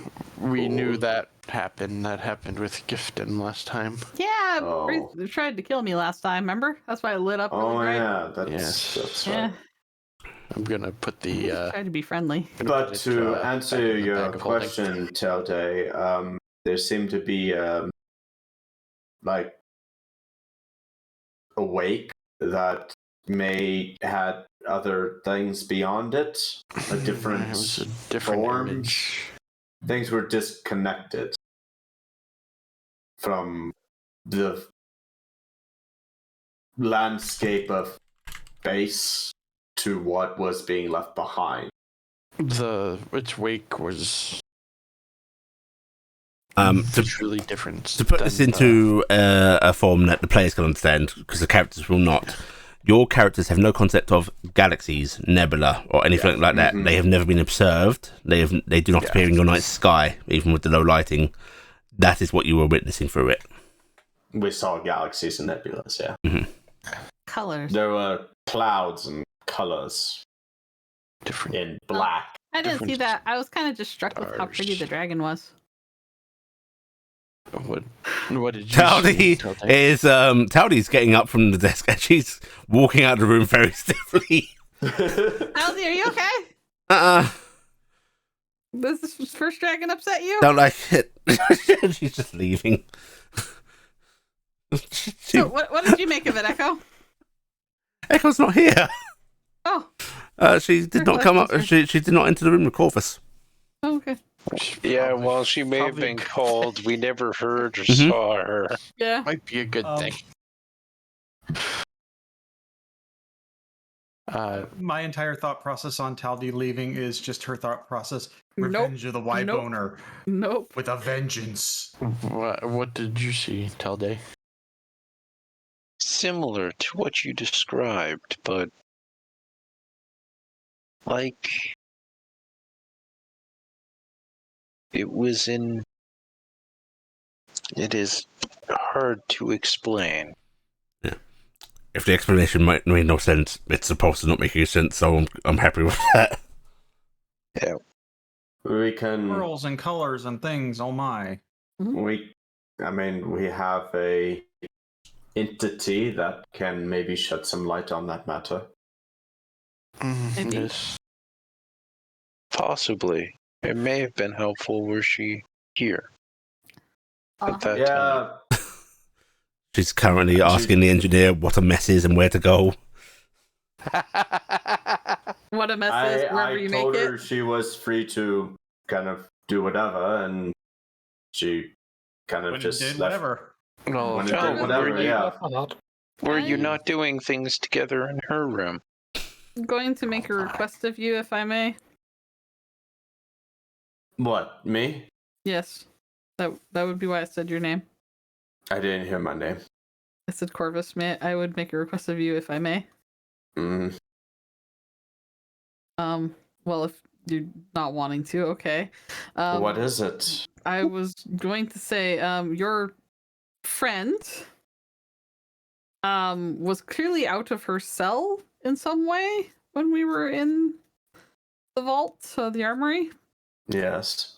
I don't suppose that you could inquire upon her if she had any interactions with any of the gods while she was in that hallway or roaming around as a prisoner like that. Basically, I want to know if she's seen Morgani lately. Well, I will go find where Echo is and inquire. Yeah, just as curiosity. I cannot do it again today, but if we want to do that with her here, Yeah, about this time, Tomorrow. Echo's actually going to walk in. I have speak come for of- mess. Hey, Corvus found her. Great job. There she is. Thank you. I think she found Corvus. Hey, Echo. Why do they call this a mess? It's because when people eat, they make a mess. This is If where the food's dinner. really bad, you'll end up with a really bad mess. Yes. Oh, and about that. So you casted polymorph on her, Yeah, Captain? yeah. Okay. She needs to learn how to eat and drink and sleep and do everything that biological entities do. Oh, well, sounds like a perfect job for a doctor. Right. I mean, the sleep thing kind of comes automatic. Unless she wants me to turn her into a horse, I guess I could do that. That could be fun. She did say she would wanted to be a horse at some point. That make In my Um, time as a biological being, I learned that you should eat frequently, as many things as you can, often. And- It is best to do it at all times. I see. She's going to look about. So she's going to wander over to the pot. Questionable if food. It's not. I mean, it's her Scoops first hand into thing. pot. If the puts her hand to her mouth. Oh, okay. That was the character I was concerned. There is a slight frown on Echo's face as she pulls her hand out, and oh yeah, that's definitely. She just put her hand into boiling. I saw this coming. I could not stop. Okay. Okay. So did Let's treat a So- burn. That is an unpleasant sensation. I don't Okay, like yeah, eating. that- That's cause what pain. that's what burn feels like. That's pain. That's your body's response to you shouldn't touch that. I feel like some of my flesh is trying to evacuate my fingers. Yeah, that's exactly what's happening. Come on. Uh, I'm not sure if this will improve the food or worsen it. with Martin's cooking, it could go either way. Can I triage this? Yeah, you can triage this. Or, you can magically heal it, No, he's not going to magically heal it. It's a learning experience at this point. That's exactly his whole principle. I'm rolling for head damage real quick. Yeah, but you see, Yes. if you had no control over it, what are Okay. you learning from it? Don't get accidentally shot by arrow. I Don't didn't get a know the gut arrow wound, was there. right? Don't Be get a better at sucking staying gut wound. alive. Don't puncture a lung. Oh, fuck. Wow, that's Never the let your worst spleen work I've seen explode. you do. Is this Would supposed you to help? all just beat up? Damn it! Shit! Silent! I'm gonna Do you want some help? Ah. just gonna offer. Are you supposed to be using that much bandage, Corvus? I don't remember. No, doing you're that. not supposed to use any bandage. Should Why we just are you- heal her? Why Yeah. have you made her hand into a club? To prevent the further touch. Were you supposed to apply the leeches in this case? That's been taken out of practice for decades now, Gifton. Why is that still being brought up? It has not been. I was half expecting somebody not because that there's a long leech ago right who there. used them. Yeah. Shax is going to stride across the room, grab her arm, and level 2. Oh, so you're the one doing the thing that's going to upset Corvus. Good. It's not I can't do it, so. It's not can. me for And once. Shax will not just me. look over. That with- feels better. He's going to say, there's a time and a place, and sometimes it's better to use the magic spheres for the normal means of medicine. Yes, that worked much better. Thank you. It does tend to. Yes, but a learning experience is still a learning experience regardless. Making someone A suffer learning isn't a learning experience. That's just A learning experience should mean. require permanent damage. So the learning- So hopefully, Echo, the experience was that is something that we call How do your mouths handle that temperature? we let it don't. get cold. Blow Cool. on it. She's gonna start blowing on the pot. No, you, Smaller you, portion. You get a small portion in Smaller a portion bowl, of and it. then you blow on a spoonful of it. You move it from the Cass is larger actually vessel going to to a grab- smaller vessel, Yes. and then actually use a going to smaller grab vessel to move it to your utensils mouth. Yes. and start dishing her something. She's up. looking at you as if you are all ridiculous creatures. Can I make a check to see if this We thing's are actually ridiculous creatures. something Then we have edible? to When eat you all of it point up. this all out, it seems really stupid. I It know. seems like there's a large amount of frivolity, but this is how we portion food so we can be away from the pot. So he said this was like a week old, didn't he? He said it's been cooking for a few days. A few days. Can I make a check to attempt to figure out what this is? Yes, you can. It's going to be an investigation check. It's going to have a high DC. You may have advantage because of food What knowledge. was it? So I have Cassie- advantage? Cassie, are you Yes. doing a cooking check? Because you Okay. said you're going to try and whip something up. No, I was dishing something up. Well, if you're 31. dishing something up, you're dishing up that stew. Yeah. That I'm trying to identify. That might You still may not want have- to feed any. Okay, But so leave this that. mush looks like it might have had carrots, potatoes, and such in it sometime, just based on the congealed color. You spot floating pieces of what you think are meat, and you'll guess that there's now multiple kinds in it, as if something, it's had an extra dumped into it over the days. Might It's be also fish, been might be cooked chicken, down. might be beef. Mhm. It's an add-on stew. Ugh. Yes, this is an eternal stew that he has gotten going quite rapidly.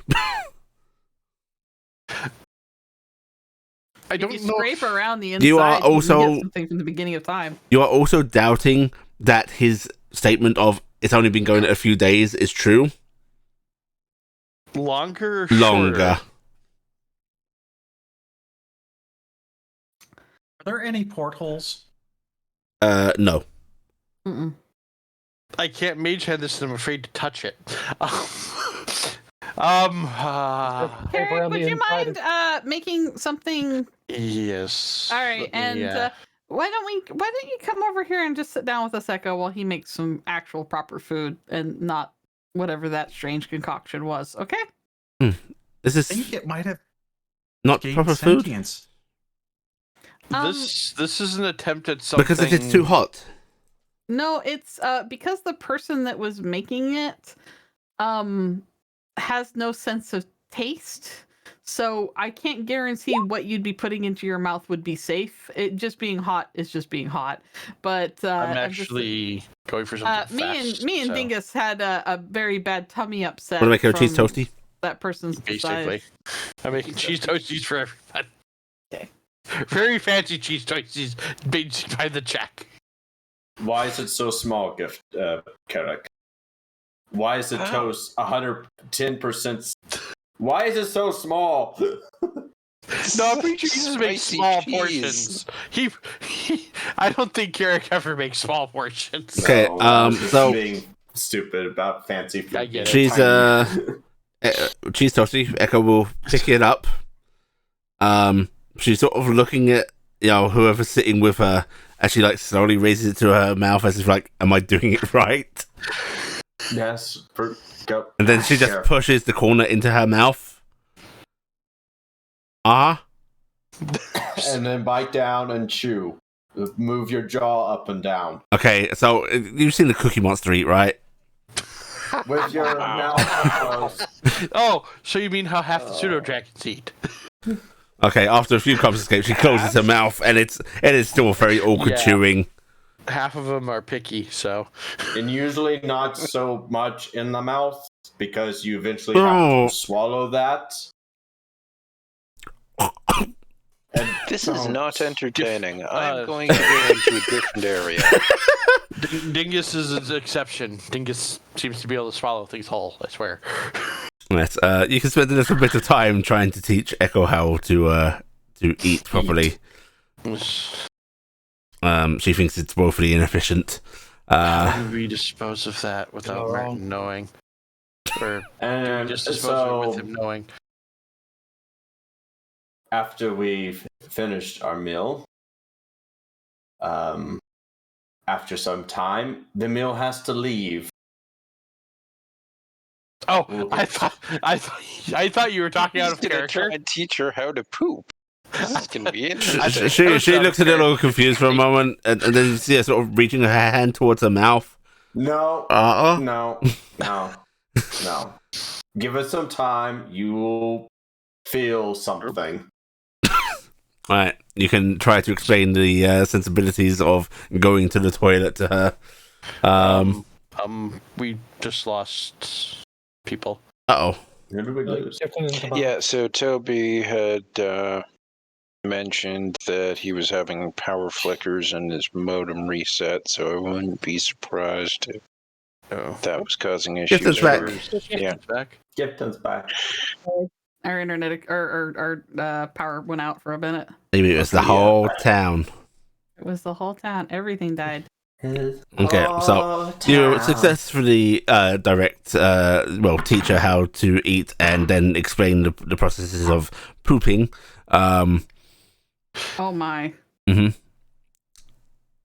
All right, so we can get that going and Yep. yeah.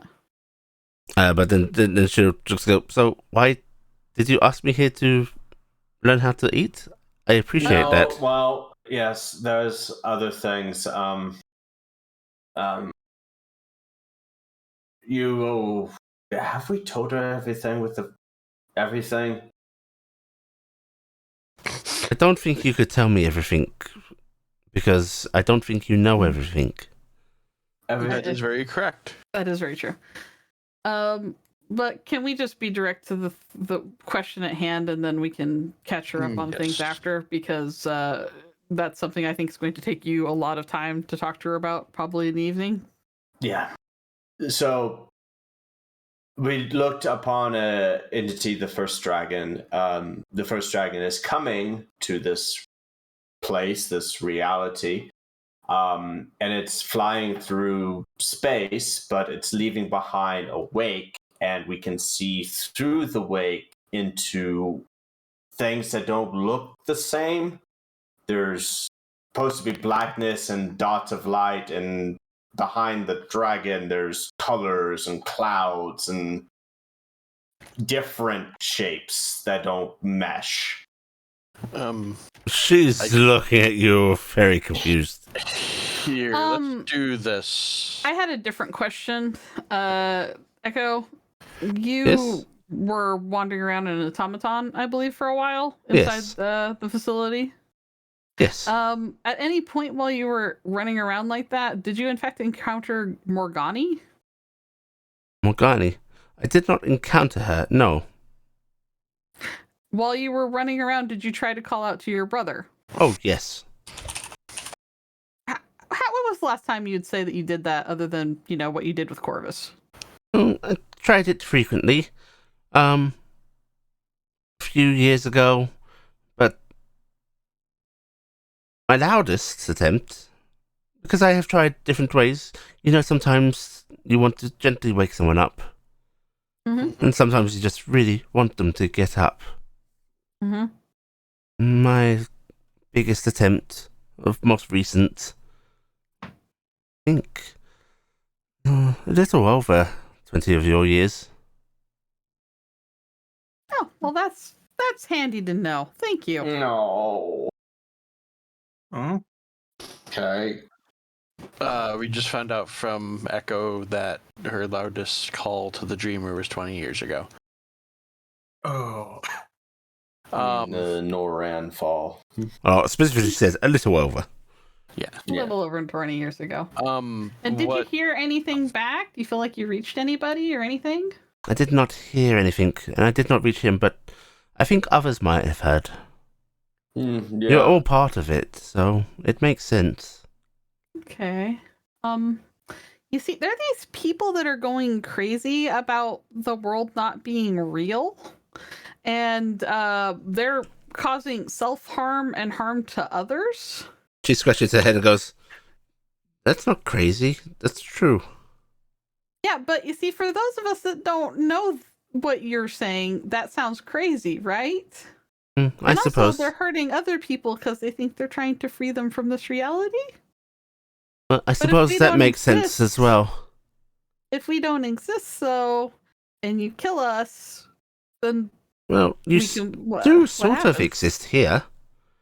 Yeah, but if you are part of my brother's mind, thoughts, dreams, then what he knows our cycle to be, maybe he thinks that would work for you, and that's what they think. Maybe, but it's a very, very terrifying concept for those of us that don't have your perceptions, and it's causing a lot of upset. And we think it might have driven a couple people that weren't prepared for that kind of knowledge, and their brains weren't ready to comprehend the world in that way. Bad then way. May I try and remove the fear for you with an explanation? You may. Out there are many beings, not just us 6, although we are some of the greatest. And I do not mean that in an ego way, I mean that in a scale of ability. But there are many beings, but all know that if you are ever stuck or trapped or you tire of that existence, if you cease yourself, your light will go elsewhere and be remade. Everything continues and nothing goes away. So it's kind of like what happens with my people, the Fae. When we die, we go back to the Fae, and then we come back to something else, like a deer or the grass, or very like that. Steam or the wind. The continuity of self cannot be interrupted; it can only change. But we forget what we were when we do that. Do they also forget what they were? Only if they choose.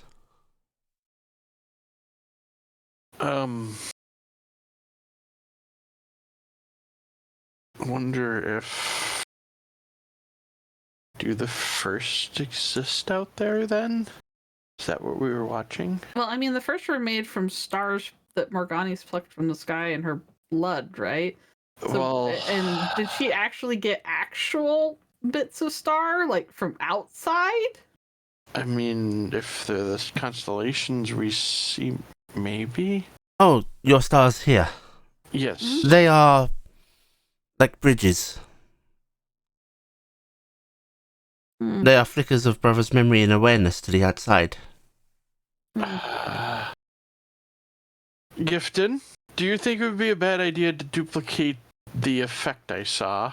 I think it should be fine since I'm not tapping into the ocular.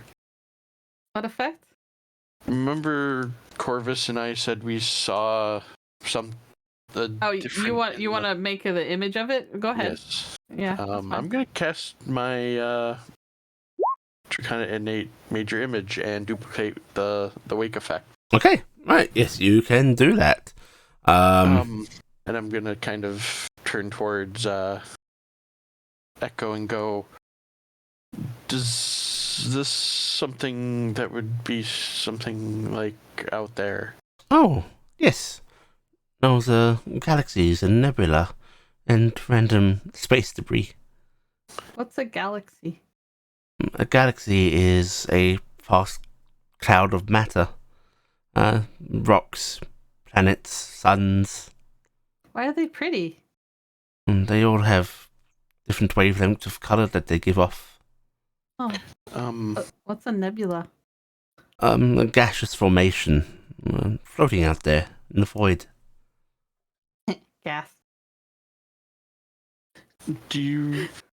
So this is what I was seeing behind one of the first that is heading here now. Well, so you see that there, the twirly thing. Mm-hmm. You see all of those little specks. Yes. Now, it's wrong to say each of those is your sun. I think most of those are, in fact, the mass light of many suns being given off. But it's like masses of the thing your planet goes with.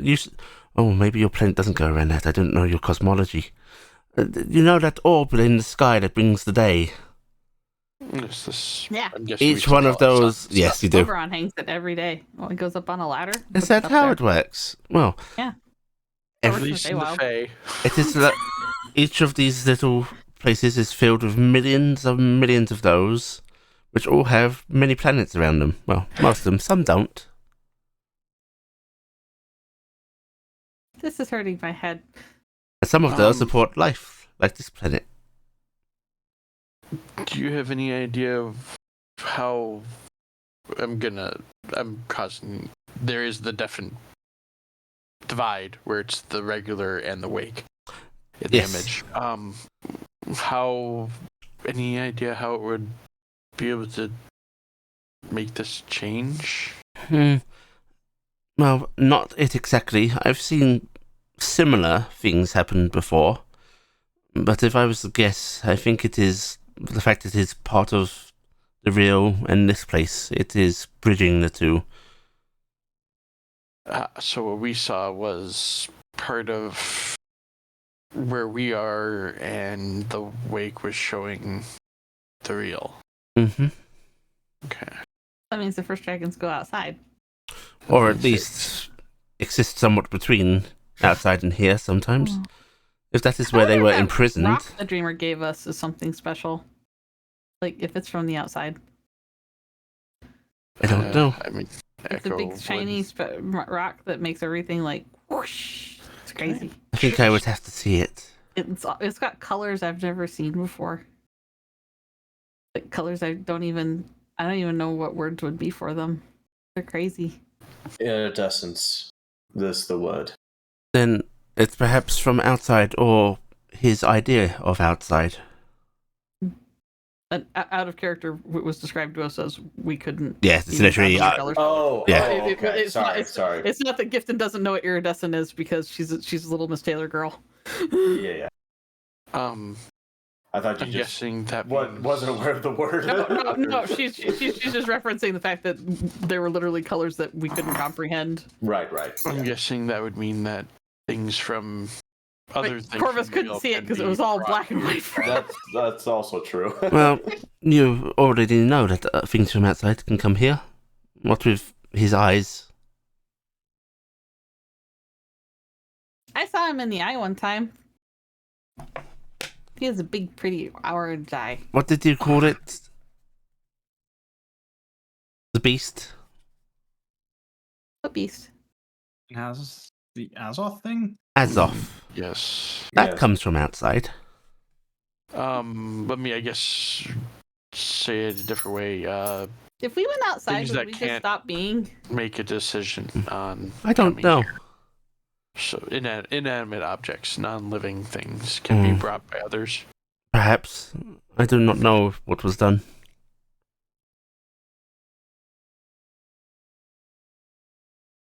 There is no reason they could not happen.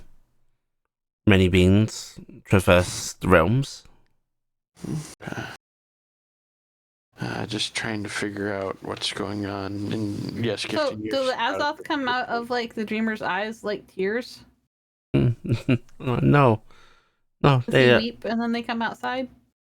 it is a beautiful image and creation myth, but no, it is not that.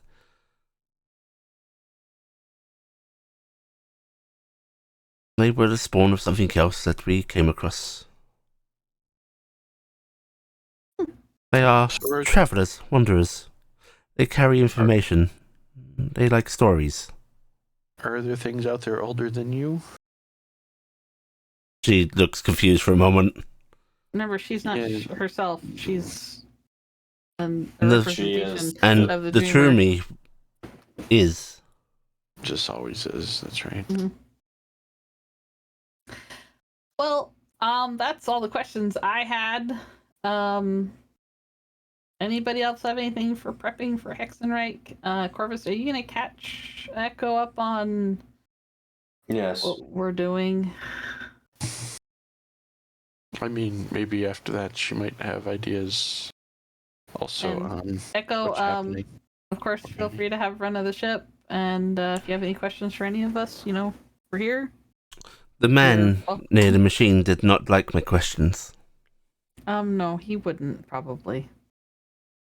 Maybe keep your questions to all of us for now until we can get. Also, you might want to avoid inferring to other people that you are a grand creature from beyond our ken and our reality doesn't exist because it will upset some people. I will endeavor to deceive. Thank you. Lies are best. Careful there. So people you start did not thinking you're serve becoming a me fake this again. in a smaller vessel, No, it's on a plate. It's on a plate. and I did not use an even smaller vessel to eat it. Mm-hmm. Yes. No. That's because it's a sandwich. It's a kind of thing. It's a different. There are different is kinds a- of food. Liquids Yes. usually get put in something because otherwise they go all over the place. Yes, and this They would be something contained. that would be traditionally called a finger food because you can eat it with your fingers. Don't eat your fingers. Even though Even they at- were heated. Yes. Yes, but it is not at a constant temperature like stew was. And heating like that tends to need more than just heating to taste good. Again, don't cook, heat, torch your fingers, and then eat them. We're not saying that. Yes, please do not consume yourself or others as food. I will not. Then, if there are no other questions for me, I can ask questions of my own. Yes, of Yes. course. I always feel like you can ask questions. Lover, catch me up. And she's going to stand up and look at you, expecting you to follow. Lover as a term. She was told that's what they are. But Do we gift have any things to drink? are you talking? I have a couple bottles of wine. You shouldn't be drinking that. You're pregnant. You can carry it without No, drinking it. sweet drinks are good for children. That too. It means they'll grow up with a cheery disposition. Look how I turned out. My parents drank all the time. Explains so much. So much. That's the growth. Well, I mean, as much as Dad could get any honey mead anyway. All right. Is that why I kept disappearing? Mm. Echo is leaving the room. Yeah, Corvus is waving. Have a good night. But yes, Gifton, your idea of the first dragons and the madness, it is a good point that it didn't happen that we know of before. And I mean, I'm not saying that the first dragons aren't a threat to us or our way of life, but I don't think it's fair to pin Morgani's madness on them. We have no proof.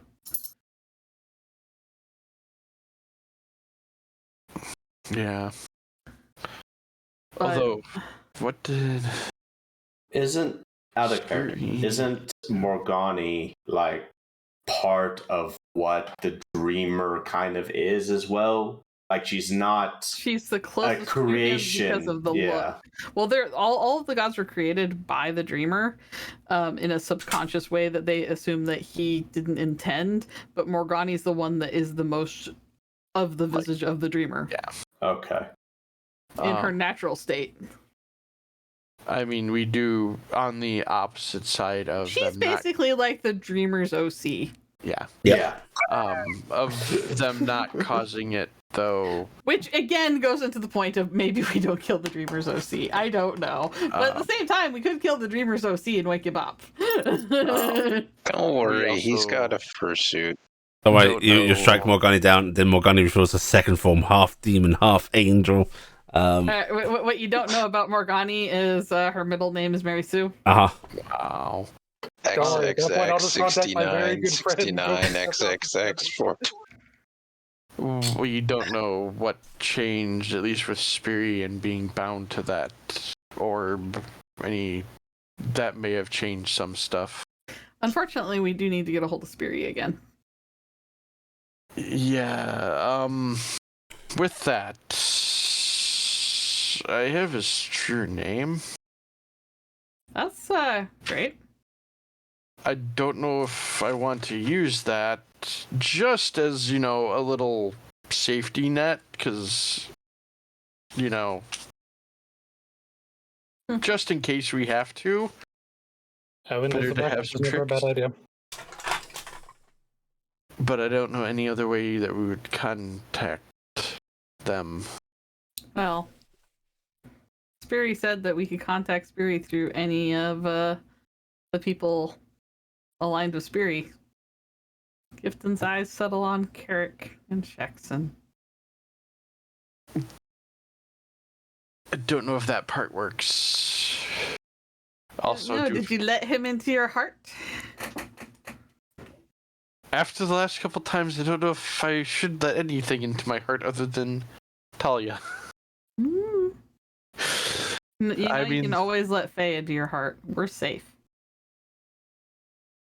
But what is the safe word? You haven't defined that yet. Carrick, may I have your attention? Okay. Good, I'll keep it. Haha. But I am not completely putting them out of having an effect. Just things may have changed over the years of imprisonment. But you do have a very good point that I think Morgani is the victim of something. yes. I think we are nowhere near uncovering what it was. We have solutions that have been given to us that may work. Hurting the first dragons may help Morgani. But Well, we have one for at the sure. same time, we do know that the physical was willing to decimate Dolvwood. And Spiri didn't seem to think that physical was likely to be a very friendly person to talk to. So I don't know if we can even talk to the physical. So we might, and it seems like from the few times we've viewed them, they have an immediately hostile outlook towards anyone. I mean, So I have a feeling that Unfortunately, the emotional might have a similar Yes. view. Their names seem to be very tied to their very being and personalities. I'm concerned about the magic's egg, though, because if we look at this in a different light and we suddenly go, okay, the first dragons haven't been plotting and planning against the world to make Morgani crazy and do all this horrible shit the whole time. They're just basically breaking free and running back in, right? And some of them are going to be doing panically whatever it is that they decide is the most valuable thing for them to do, or to try and get a foothold to be safe and be here, because they clearly want to be here, right? Instead of where they were. So why did Morgani take the magic's egg? Was it to protect the egg? Can we believe that about Morgani? Because Morgani doesn't seem like the kind of touchy-feely kind of person. Out of character. Did we ask who put it in there? We know it was Morgani. Okay. Yeah, Morgana is the one that put the egg there. Okay. I couldn't remember for sure, player-wise, so. Wasn't it a means of like a resurrection too? Well, For we her? have no idea. It was a safeguard, but we don't know why. Yeah. I mean, we only can guess what it was for. So, and I'll be honest, I think neither of us likes the idea of that baby being kept in stasis the whole time. But what if there's a mommy dragon out there wants its baby? Which is magic. Yes, which, I mean, it is the why is the big thing there. Yeah, we have no information on the whys, and I don't know who we can ask other than you have some connections to the Morgani angels, but I don't know how much they'll know other than what their goddess might have told them. So, if all this stuff is done, the world is saved, at least for the time being, can you institute anything gets put in there has a reason of more information put to it? If I have any say, yeah, sure. Okay. I will say though, I'm planning on, as the world gets saved, we make sure anything sentient and not incredibly hostile and dangerous. So basically, not like a maniacal, mental criminal creature is, because I feel like if something is gonna murders it probably stays locked up, but anything that can be released should be released, and then we get that thing figured out and then just lock it up forever, because that would be good, and I want nothing to do with it. Unfortunately, you may be the mother of the next caretakers of it, because my babies can be whatever they want to be. Gift them shields her hands over her tummy. They get to choose their own choices. They don't have to be what they don't want to be. Exactly. That's why I said may. Dig is getting a character as well. That's why I said may. They don't have to be anything like Lawlessil. They don't have to, but what if they decided they wanted to? If they wanted to, they can be anything that they want. But if they just want to stay at home with us, they can. Sorry, just imagine giant god baby just pat mom happy. Mama. But I can understand the reason to. The last thing we need to do is saddle something else with a whole bunch more guilt from some divine creature from days gone by, because there's enough of that going around. But you can also understand the world-ending items get made, maybe not leave out there. Listen, Ilan, Imor, Talon, they're still going to be around. It'll be fine. We'll see, but okay, so as a group, maybe we pull up. We'll see! Listen, Carrick has a hunger, and the only solution is murder. God murder. No, there's no murder. It's the opposite. It's making sure that stuff like this, if it gets made, does still get locked away. Because I don't want my family being murdered by, some magical nuke. Listen, I'm trying to make sure everything goes back in and locks up. Dadriel will be around forever to watch it. It'll be fine. I'm sure. Out of character, how many archangels watched? Shut up. Like 360. But like, Hey, he's a survivor. but if we knew why right now, it would be far easier on this because we could at least attempt to figure out from when. Well, yeah, clearly in hindsight, it would be a really amazing thing if we could have actually found out the reasoning behind it. But I'm pretty sure the gods never felt like they had to justify themselves to mortal kind. In fact, I'm just going to put my hands together. And more, you wouldn't happen to know what the proper burial rite would be for a goddamn first dragon's baby! And I'm gonna put my hands on the table and go, and if that worked, that'd be amazing, but that doesn't work. But All of a sudden, hello.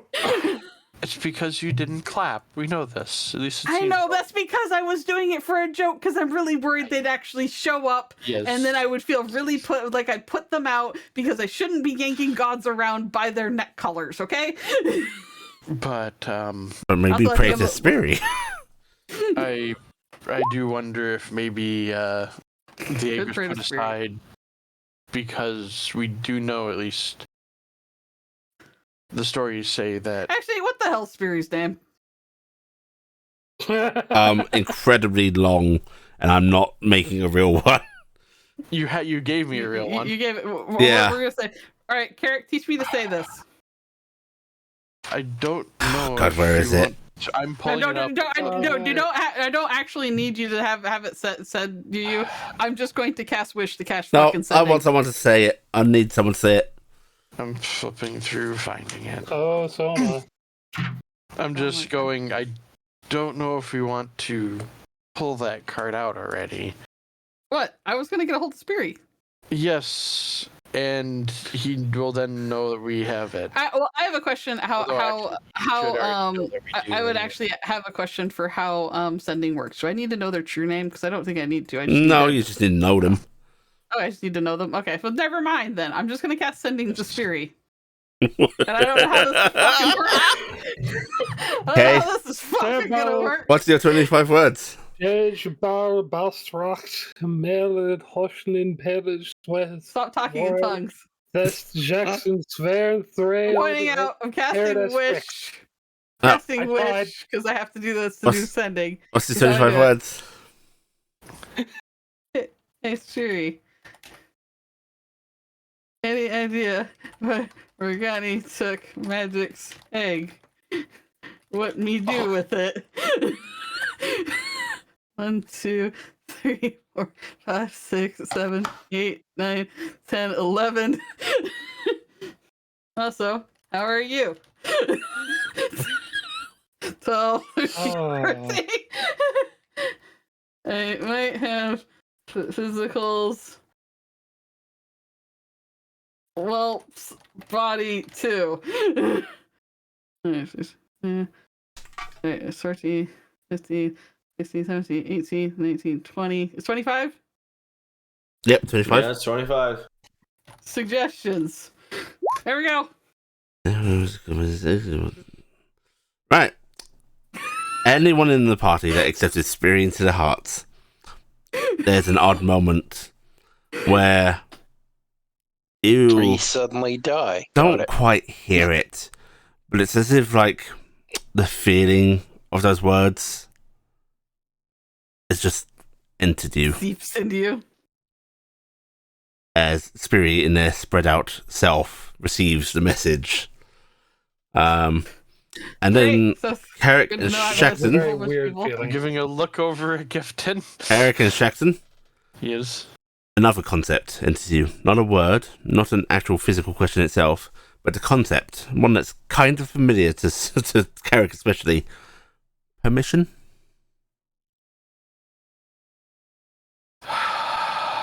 Yes. Yes. Oh, both of you. Wow. Cool. Right. I'm gonna break Gifted. Right. Be an echo. Carrick and No, echo went Shaxton pause. Their eyes closing. And then opening up, their heads nodding back slightly, their bodies swaying a little bit before going, well, that was interesting from both of them. Oh, did you guys hear anything? I heard it through my multitude of self. Oh, wow. How are you both doing that at the same time? It's me. Spiri, as you like to say. Hey, Spirit! Oh, are you puppeting them? Yes, but they gave permission. Oh, well, that's okay then. So, found an egg from the first dragons that's supposed to be the magics that Morgani took. She locked it up in a Fey vault. Interesting. Any idea why your mom took that? She loved us. And she begged the sparing of our kind.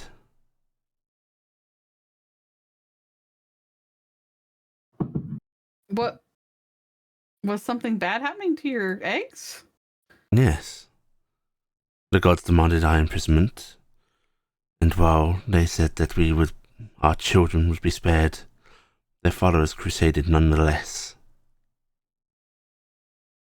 Oh no. Our concept would live on, but our children, our generation, our direct forebears there and then would not. I am so sorry. There's a reason the physical hates your kind. They created many young, and they lost them all. I'm gonna pull my bag open and lay out the armor.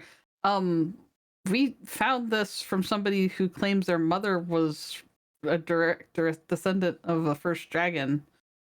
I'm not sure whose. Both Carrick and Shaxton briefly reach their hand out towards it before Carrick pauses and Shaxton continues as if Spirit realizes I only need one of these. Carrick, you are going to be released. Okay. Shaxton, you continue walking forward, and Shaxton, you are aware of this every step. You are not, unconscious or anything. You are very lucid to this. You see your own hand reaching out and touching this armor, and the Carrick and Gifton, you see Shaxton's brow furrow, and he looks sad. The echo, the concept of one of her dearest. One of her firstborn. The physicals. I'm gonna character and take off the mask. Could you tell if this was also made of them? No. This is a long descendant. What would be the appropriate way to... I don't know how you would have dealt with the death of your young. I wept. I mean, the body. I mean, did you... I was put away. I didn't get to do anything. None of us did. As to what would be appropriate, I think you are asking. Yeah, I'm trying to think what would be appropriate, because I had buried it right next to our town, but then I got worried because we were led to believe that the strange dark rocks in northern Norand were attracting the physical, and that didn't seem right. And we also found this at the same location as physical would have attacked. Shaxton's grasp just sort of like tightens slightly on the armor, claws just running against it gently. And Shaxton says, they were never supposed to die. What do you I'm do sorry. with that which should never have fallen? I'm gonna go over and put a hand on Shaxton / Fury's shoulder and give it a slight squeeze. I don't know. I want to do the respectful thing for them. If this were As my much as it young, can be. I would like them put to rest with those that they loved. We've been told that a lot of dragons fly out to Imor's land for their final flight. Would it be best to take them there? It seems as fitting as any. Their son is still in Winden. And he came. Who fashioned Over- them into this grotesque shape? I have no idea. We do not know of how they came to this point. If I were to bring Magic's egg out of the Feywild, would Magic try to kill me if I tried to give it back? I don't think so. Whether they would let you live after the fact, I can't say, but they love their children as much as any of us did. They would not risk harm to it. Mm-hmm.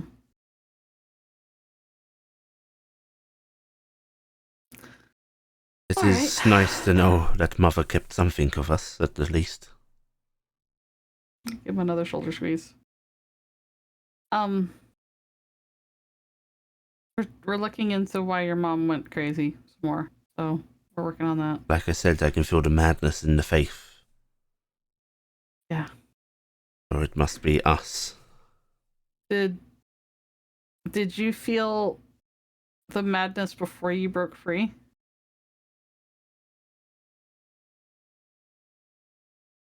I did not feel anything before I broke free.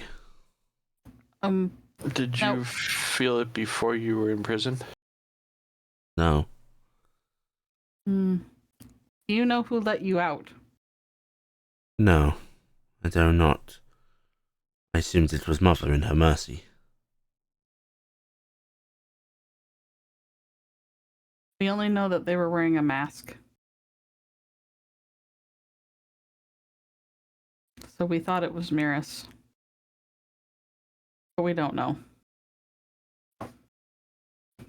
It would be fitting. He has a power to our cells, I suppose you would call them. Mm-hmm. We were imprisoned in light. That is his domain.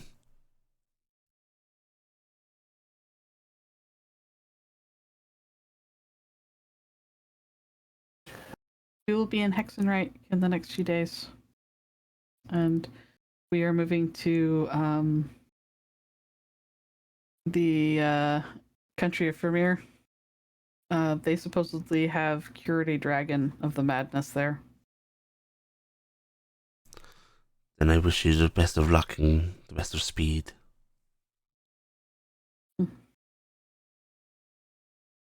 Take care, Sperry. Oh, is there anything you want to ask us? What was the rumbling? Someone trying to wake the dreamer. Yes. I don't want that to happen.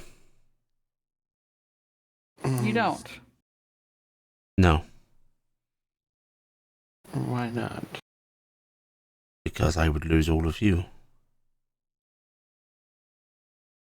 We are working on a way to make it so if the dreamer wakes, that not happen. Also, I do find it funny that Mother created us to be greater than all, and yet I am defined by your very existence. everything's connected.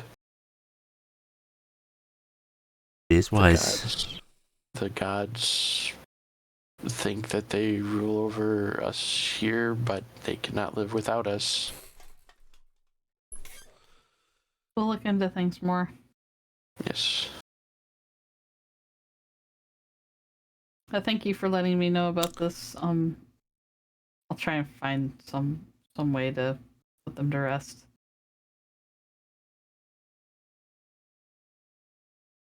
France.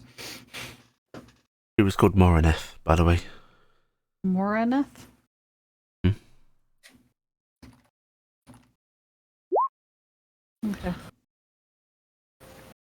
Do you think if I tried to contact the physical like I just contacted you, there would be unnecessary backlash?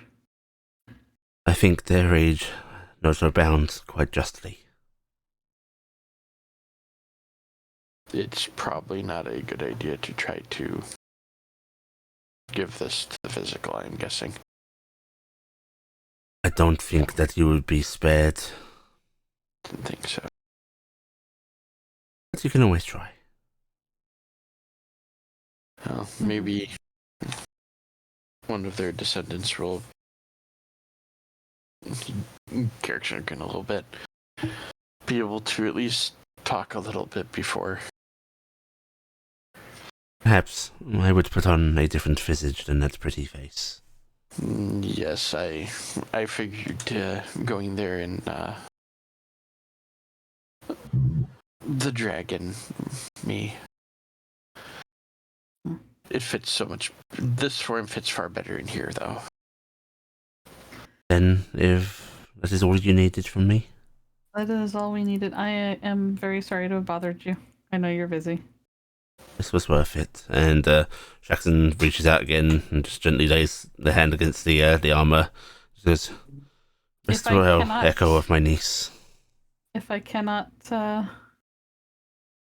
reach the magic with the egg, would it be safe in your care? At this current state, no. I nod. They're Solve the madness, and then I can promise the care of my followers. Before then, they are unwieldy. If we cannot contact the magic, do you think it would be a reasonable thing for us to try to raise it? I mean, I have my own children on the way. There's an actually sort of vaguely tired, bitter laugh that comes from Shaxton. The idea of you raising one of ours is laughable. I hope you'll forgive me for saying. I understand. But if it Was means just never coming out and never existing, then it cannot be a worse alternative, can it? Yes, and it will be loved. So, but hopefully we can reunite it with its parent. Thank you.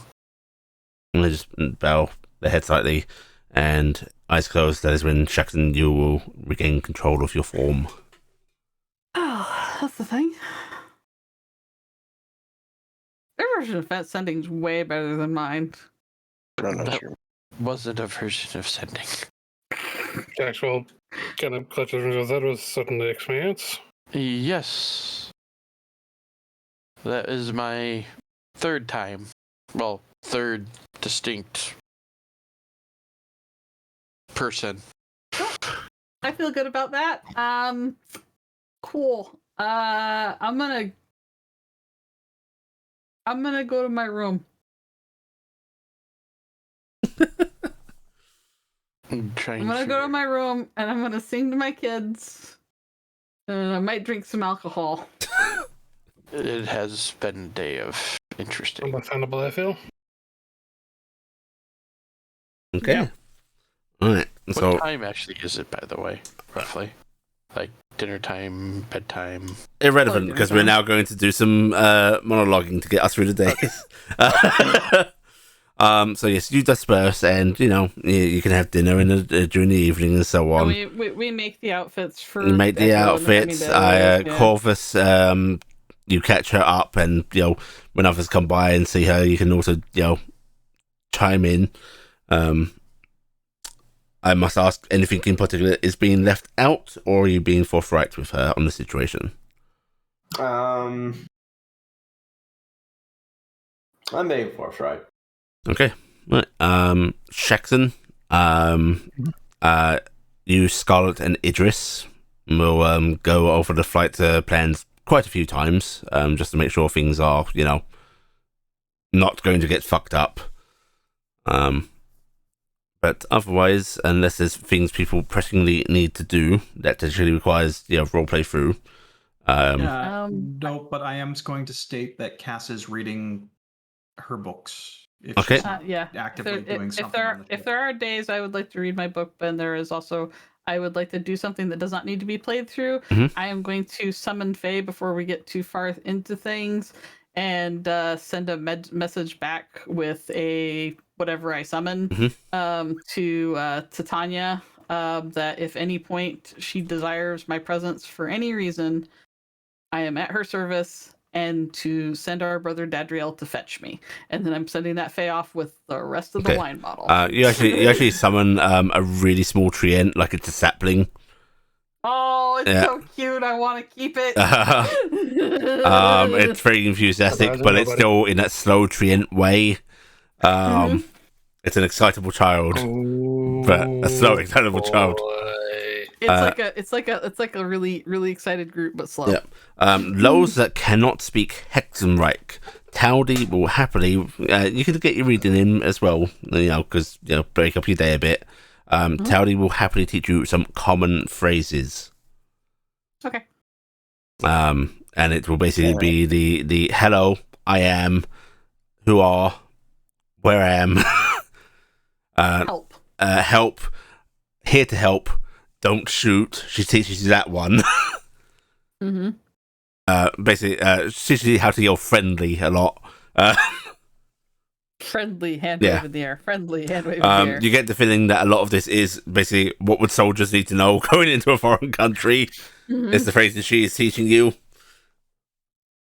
Fair, frankly. Unfortunately, that does also include surrender, get down. I mean, the get down's important. Yeah. Since she doesn't have to teach me, can I try to start teaching her Brast? Unfortunately, even just the equivalent. Yeah. Okay. Yeah, written text is a little harder to. Well, can I teach her the equivalent? No, does not at the time. Okay. Not with doing that for them. Oh, and I'll also make a arrow shaft for the arrow of murdering. Okay. Yep. You can do that just fine. Because I can do that without any problems. Yeah. Okay. All right. And over the course of, unfortunately, it does take 3 days. You do hit some weird magical turbulence a little in, so it does take the few days to get to the coastline. The shoreline of Hexenreich is not only coming into view, but rapidly approaching. You're all called up on deck to see this, and it's slightly different topology and flora and so on than you're used to, but it's not so strikingly different as the Feywild.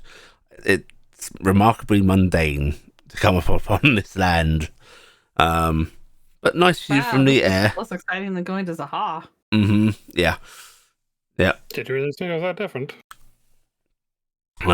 You sail along and there is a sort of rocky shoreline approaching and then passing beneath you.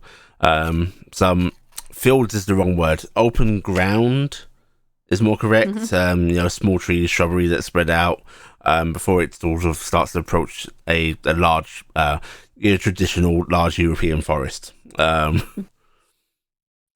Which you soon find yourselves flying over. Scarlet is sort of looking around with her spyglass, just keeping an eye out, and she's like, "Oh, we are now in enemy territory. Is not the right word, but dangerous territory. Hostile territory. Yes, Unfriendly. Distinctly hostile territory. I am going to cast Windwalk on everybody. It only lasts for 8 hours, but I'm doing that at the start of the day. Towdy is clutching a rifle that's a little too large for her, that she has been given. And she's just looking over the rails, just watching the trees passing below. Shaxton, you would know this is to be one of the large southerly forests. There's a few dotted along the continent, which Hexenreich itself isn't too massive. It's a little larger than the Baratheon Kingdom. The continent itself, though, is quite a bit bigger than the continent Barast is on. Again, Hexenreich is just one of a few empires / kingdoms / whatever term you want to use that is on this land. Yes. And the travel for the first couple of days is uneventful. I'm assuming you'll probably be casting Windwalk each day. Yeah, I'll be casting a Windwalk. I'm also going to every day. At the end of the day, I'm going to cast Goodberry like 10 times and just fill up a giant thing of berries. So I'll just make a whole bunch of good berries, and then they'll just become regular berries. They're gonna will be snacked on, but I'm just gonna make a whole bunch of good berries just in case, because if we run into people, we can help them. I will scry on Lewis at some point. Okay, go ahead and actually, it's me doing it. 1 second. I'll hit the button for the spell so you can see it. Yeah, thank you. I don't know what his DC is.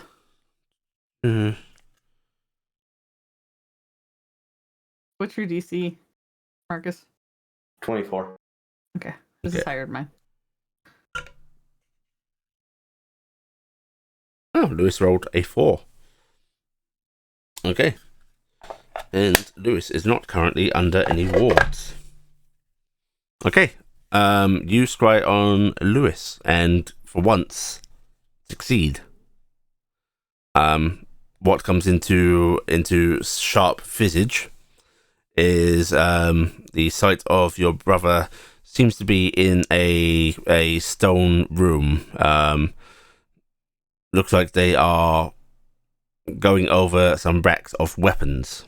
You notice that they are wearing a uniform that looks like a Hexenreich uniform, although you notice it has no ranking, no pips or anything to indicate any official role. And it's worn in a rather sloppy fashion. But yeah, it looks like they are doing inventory, you'd guess. And it's shocking to see him, at the very least, because he has grown older than last you remember him from your memory, you know. Those passings of years. But it is your brother.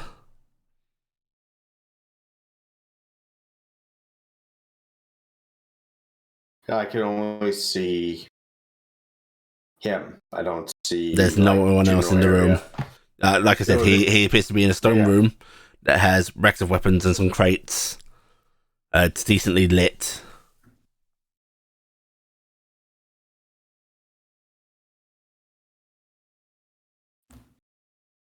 At least you know he's alive.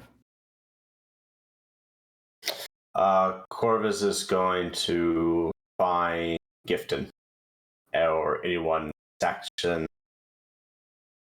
Oh, who do you want to find? Yeah. 'Cause, you know, you can find them. They're on the airship. Yeah, Yeah. we're on the airship. Pick one. Gifton. Yeah. What? Sorry. Found Lewis. Oh, good. Where is he? So he's in a stone room organizing weapons in a military uniform with no rank. Okay. I could possibly do a sending to him, Okay. or I can do my thing and try to get to that room. I had originally meant to say that you might want to do your thing when we've gotten to a clear stopping point. I could have the airship stop because I would like you to do a short trip first because there's magical interference and who knows what they've done to their land here, especially with Morgani's and Hexenreich's relationship with the Dreamer incidents. I don't want you to have a accident. If you don't mind us stopping the ship for a moment, and then you could do a quick jump across the deck maybe or something, and then go ahead, I guess. Yeah. Does that seem logical? I mean, if you don't want to do that and you just want to do what you're going to do, I can't stop you, but that would just be my suggestion. I would think that doing ascending first and then showing up would probably be a better idea. Yeah, well, go ahead and do that then. I appreciate you letting me know. Chorus is going to do ascending. Okay. What's he sending? We think you do it English. Yes, you are. We think you do it English. You are. Go to your little feet. Could Got your little please? I'm trying to concentrate. But look at his little feet. Think it's wiggle Come feet. on, Get on ascending back. is 25 words. You shouldn't need much time.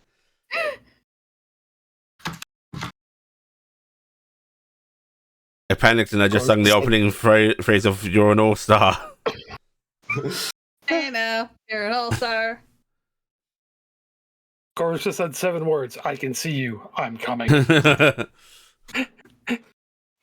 In a gruff voice that's like 26 years older than when you last saw I your can brother. see you. I'm coming to take you. That's the best part is you were like 6 the last time you saw your brother. You've Yeah. got a very manly voice now.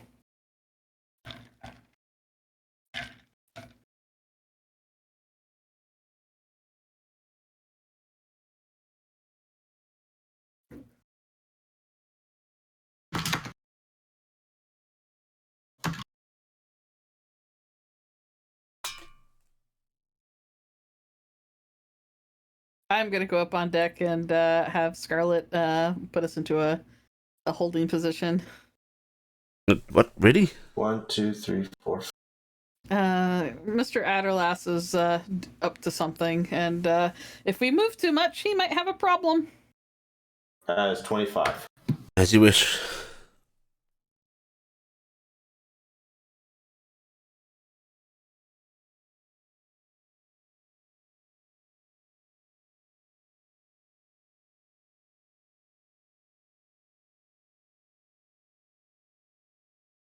Okay.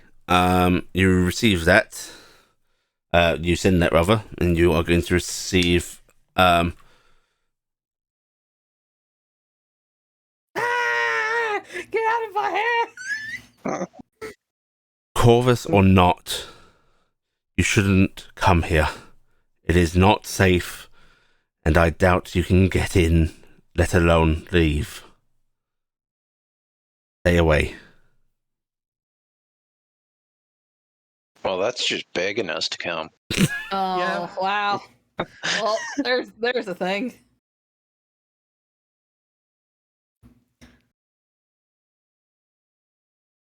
Corvus is going to go and find Gifton again, wherever she wandered off to with Dingus. Up deck. I'm on the deck because I went to go stop the ship, like I said, because I was trying to be helpful.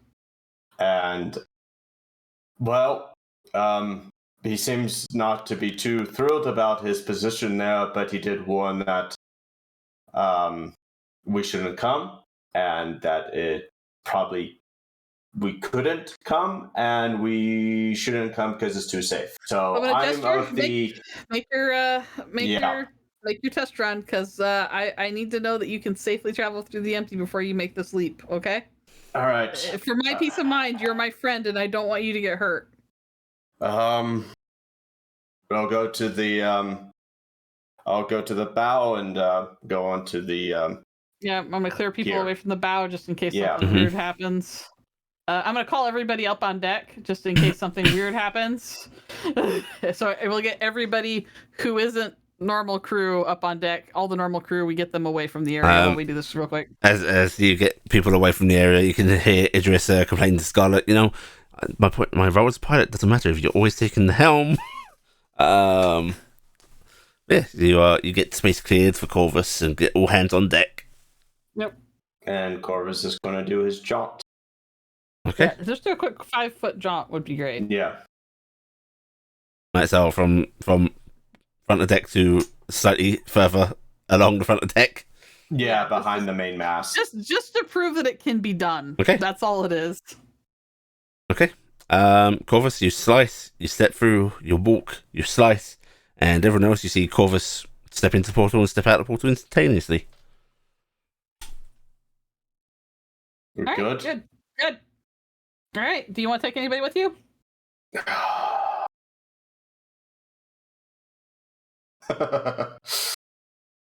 It may be best not to be honest. Definitely take Echo. That was definitely the best option. Echo is not going into the empty right now. Another sending to Lewis.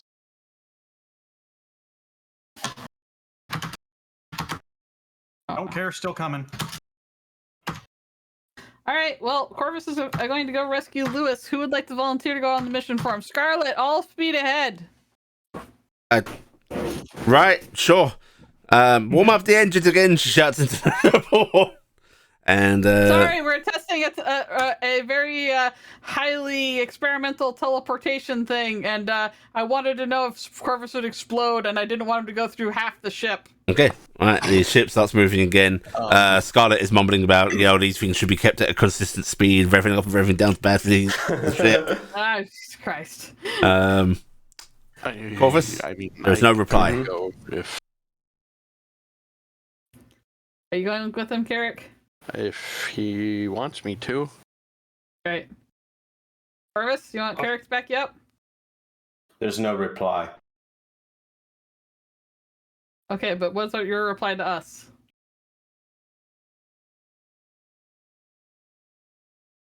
Are you waiting for his permission?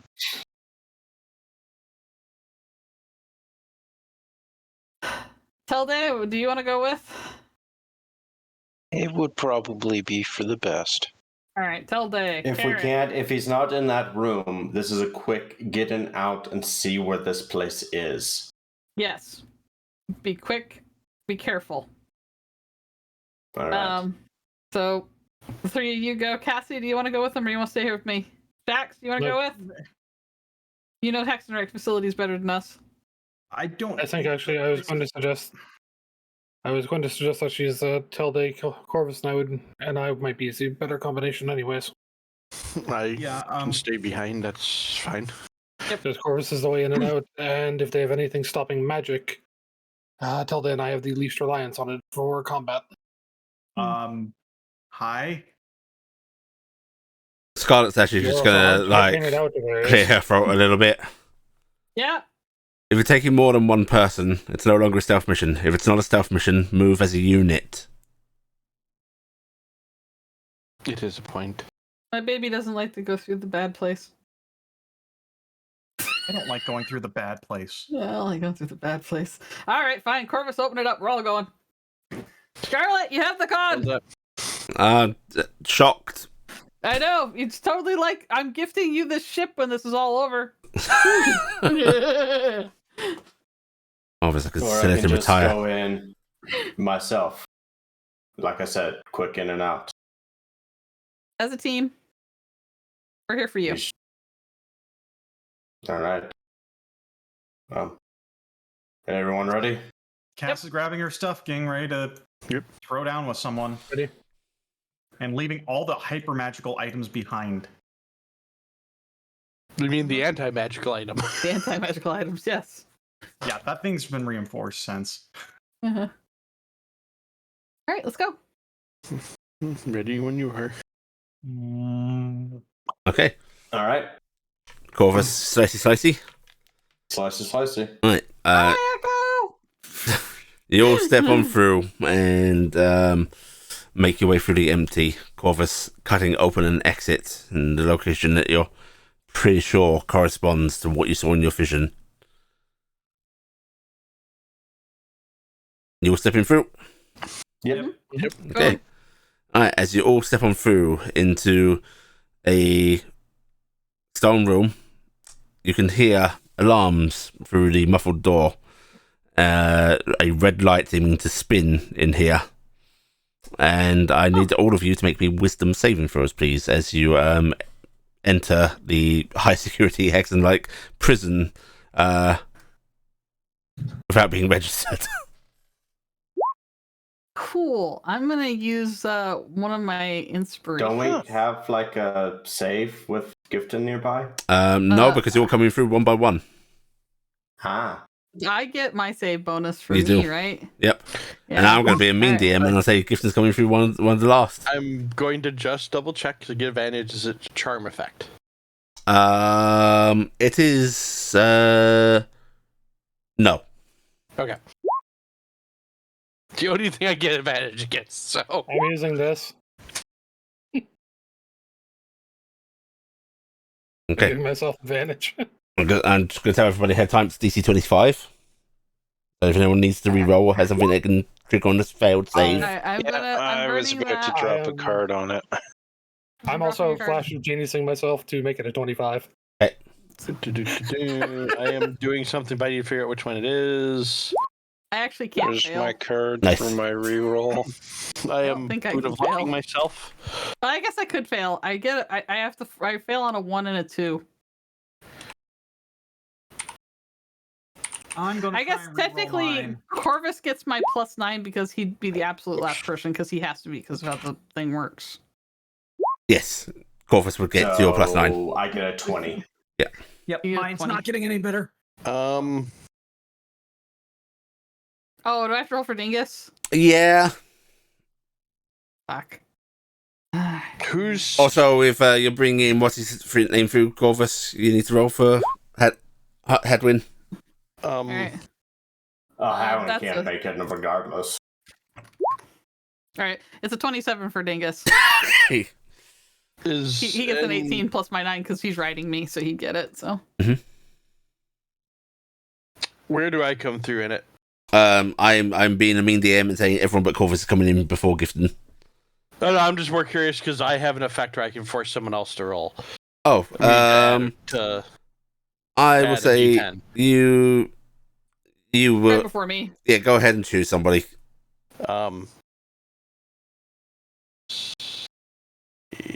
Actually, no, I'm being mean. You can use it on Gifton or Corvus. Which Corvus isn't a bad one. 20, that's not a bad idea. Corvus, add 5. All right, I'm 25. That's a success. Nice. Right, anyone that And rolled. I succeed because I got a 3 added to mine, so I got Okay. 26. Anyone that rolled below 25, you are under the effect of the Hold Person spell. Aw, we're getting hugged. Yes. Who is that? Yes. It's Cass. She just suddenly went still when we came through. Just Cass Cass? Hell day, I think. Yeah, I'm. I just totally got a No. 22. Yeah. Cass and Telde seem to be frozen in place.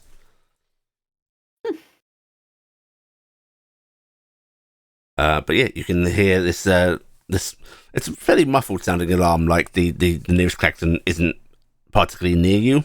But you can see these sort of red spinning lights in the room you're in, and you can see the sort of same thing coming in from under the door.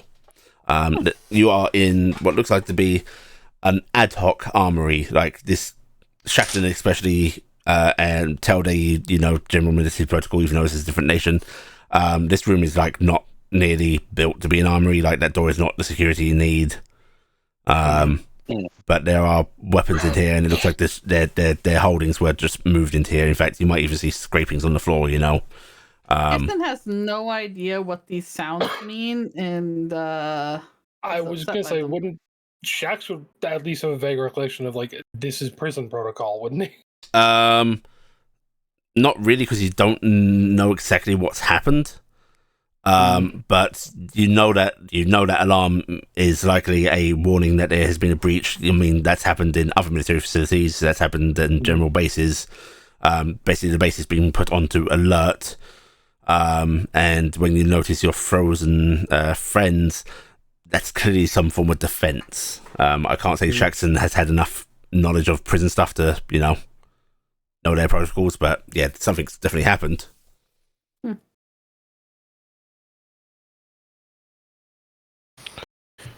can't say that Gifton's smart enough to understand that she can do something about what's been done to them. Well, after about 10 seconds, I was gonna say I'm just double checking something for. they can roll again. Check. I think freedom of movement would break them free, which I could cast, but Oh yeah, actually, Telde's immune to it. oh, there. Oh, there you go.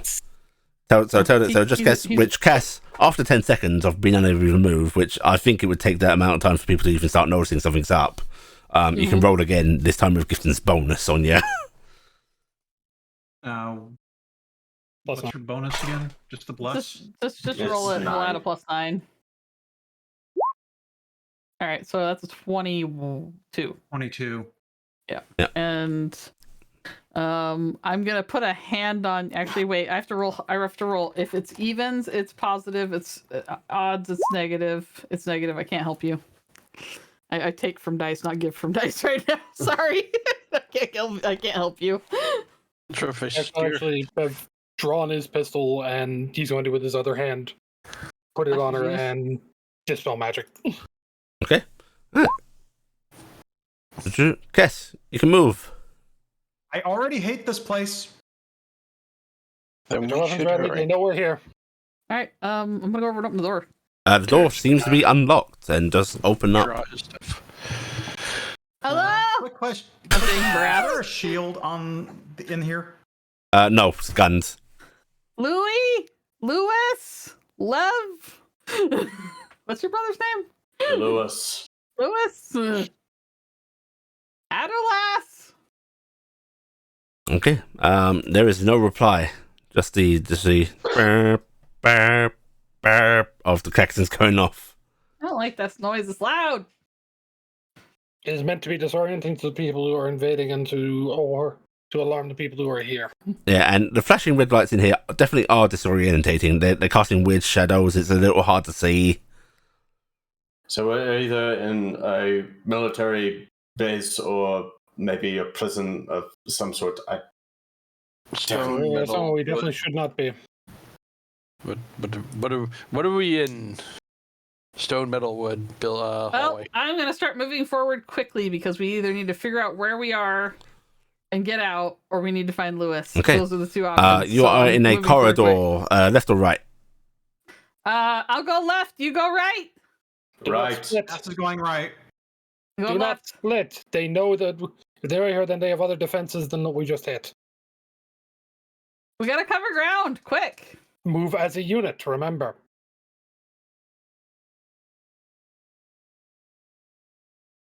All right, fine. Go left. And Jack's gonna go left with Gifton. Okay. I'm standing where I was, and I'm going to pull up the rear. Okay. Right, so you're all moving together? Yeah. Right, okay, you start heading left down the corridor, moving as a team. There are about 3 more doors along this corridor, interchanging what side of the wall they are on from yours. Mm-hmm. Moving. When we walk past, I'm gonna real quick see if there's a, where the normal sign, room number, whatever, on the middle of the door is. Is there anything there? No signs. No signs on anything. Do you want to try to open the doors as you go?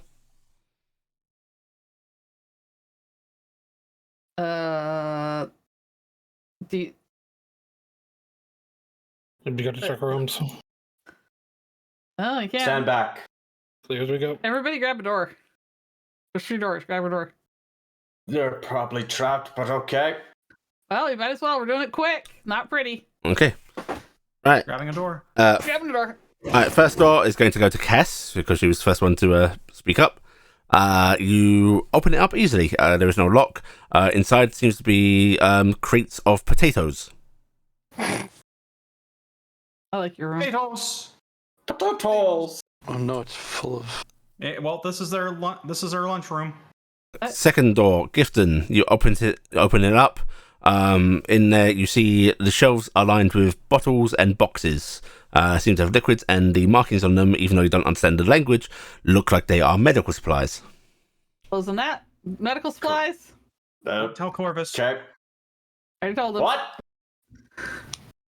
Who's got third door? I'll take it. Okay. I don't know who that was. Oh, that was Jackson. Jackson. Oh, Right. you guys spoke for so many Right, checks. Jackson. You go to open the door and it starts to open, and then there's that scraping sound of something up against it that you're now pushing against.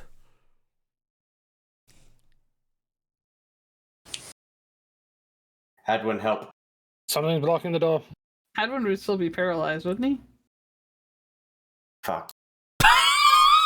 Yeah. Hadwin! I'll come up and try to shove the door Uh, open. give me a No way strength Hadwin check. was making that save. Advantage because of Jackson. Okay.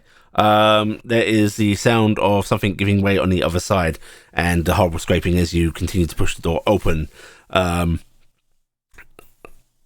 Once you've got it in it slightly ajar, the object on the other side tumbles down, and as you push the door the rest of the way open, you can see it was a chair that was propped up against it. Immediately in this room, you can see that there seems to be some more food. It looks like bags of grain or flour or something. And there is a man in shabby Hexenreich uniform holding what looks like to be a pistol aimed at the door, rather shakily. The minute he And he sees shouts in us, Hexenreich, "Get down, hands up!" Even though those are contradictory commands. Jax will. What did they say? Jack's going to quickly pull Carrick out of the way as he switches the shift he's wearing to the military garb and just go, weapon down. No, you're not one of the guards. Get down. I'd also like a perception check from you, Jackson, and Carrick. You would have seen. That was a performance. Attention on. Carrick, there is no clip in his gun.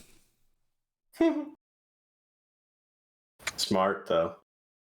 I'm going to say it is. I'm going to say quietly as I was shoved out, but there's no clip in there. I'd need everyone else to actually make perception checks to that because there's the whap whap whap still blaring. I was specifically making sure trying to make loud enough sacks good without the other guy hearing me, but So there you pick it up easy. I will dispel magic I don't- on I don't get Hadwin it. and Jackson, break you it. miss it. Cassie, you pick I it don't up. get it. I just don't get it. I choose not to. Rolling the dice. I'm going to flash Oh. myself again to get a 23.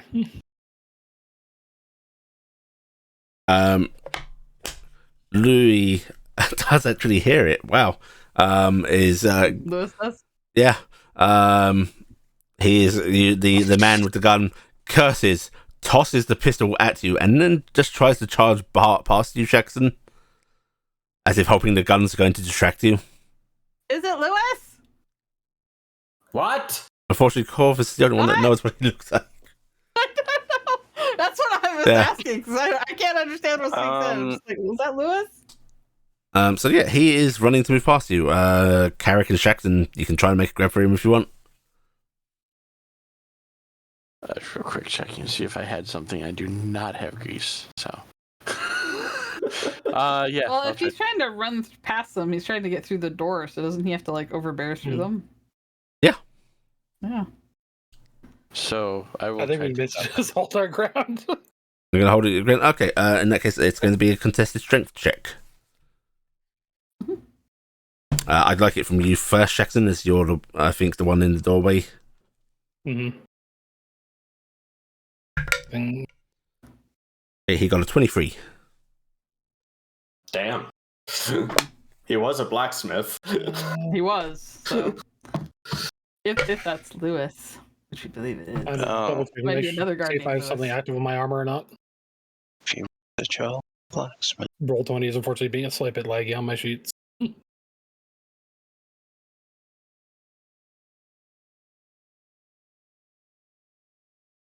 Okay. Printing.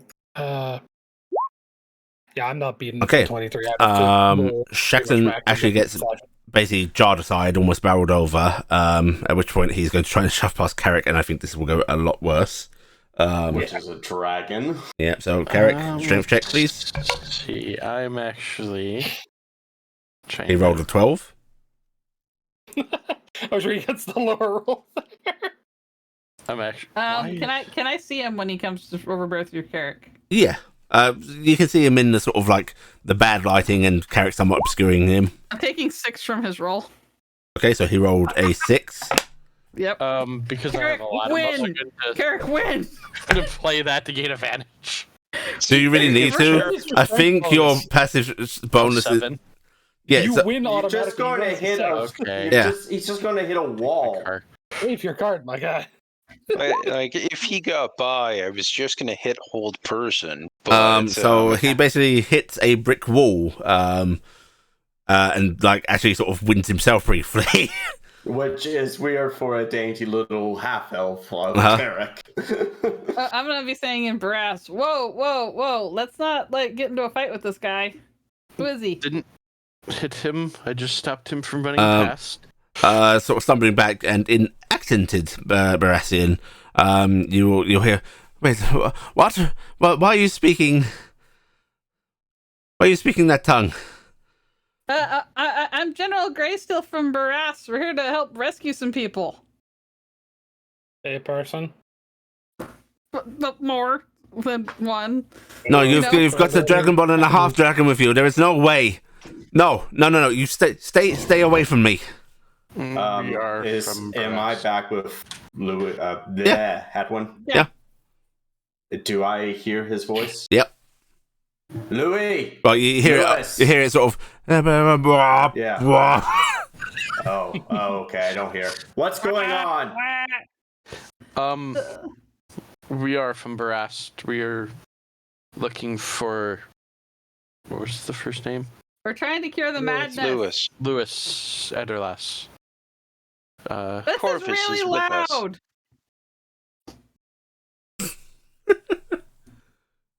Loud noises. There's a part of me that wants to just cast silence, but I understand that might actually make it work. None of us know sign language. I'd like persuasion checks. Okay. Okay. All right, I'd like to roll a negative against character persuasion check so I look better. Admittedly, I haven't Wow. said anything, so I'm not sure I have any right to roll. So he basically seems to ignore you, Gifted, as the captivating, beautiful Carrick Oh my god. seems to get through to him, and he looks still uncertainly at you and goes, "You don't have the madness." No, we're here to as a relief effort from Barast. We're trying to find people that need help. Do you know where we can find Louis Adderlass? You've come to help me now. We've been looking for him for a really long time. And he actually slumps down onto his knees and starts crying. Oh, I'm gonna go over to Corvus, you should hurry. him. Okay. What's going on? I have a feeling. I'm just gonna pull him into my arms and let him cry it out. It's okay. We're here. I thought the voice was a trick. No, Corvus said he found you. And he is going to sob. Corvus, you coming over and you see your brother sobbing and sort of slumped over, Gifton with her arms around him as he sobs. He looks different than your memories, and it's now looking at him like directly in this state that those clothes aren't just sort of disheveled on him. His frame is so much less under it. He is malnourished, not to the point of danger, but he's clearly not what he was. And Sorry if he couldn't come sooner. I couldn't come sooner. didn't think anyone was ever gonna come. And as he sobs that out, the klaxon suddenly shut off. The lights returning to normal, and that is actually where we're going to end this week's session. Just before we're all shot by the other people. Dragon just smashes through, rushes. Oh yeah! Fine, we're gonna have a cadre panel. 2 dragons fighting off. The true villain behind all of this, the Kool-Aid Man. Alright, Yeah, he's a dragon. everyone take 4,000 experience points. Hurrah! Take your typical 1 piety. And we will do this same time next week. Hey, look at that. You got your brother.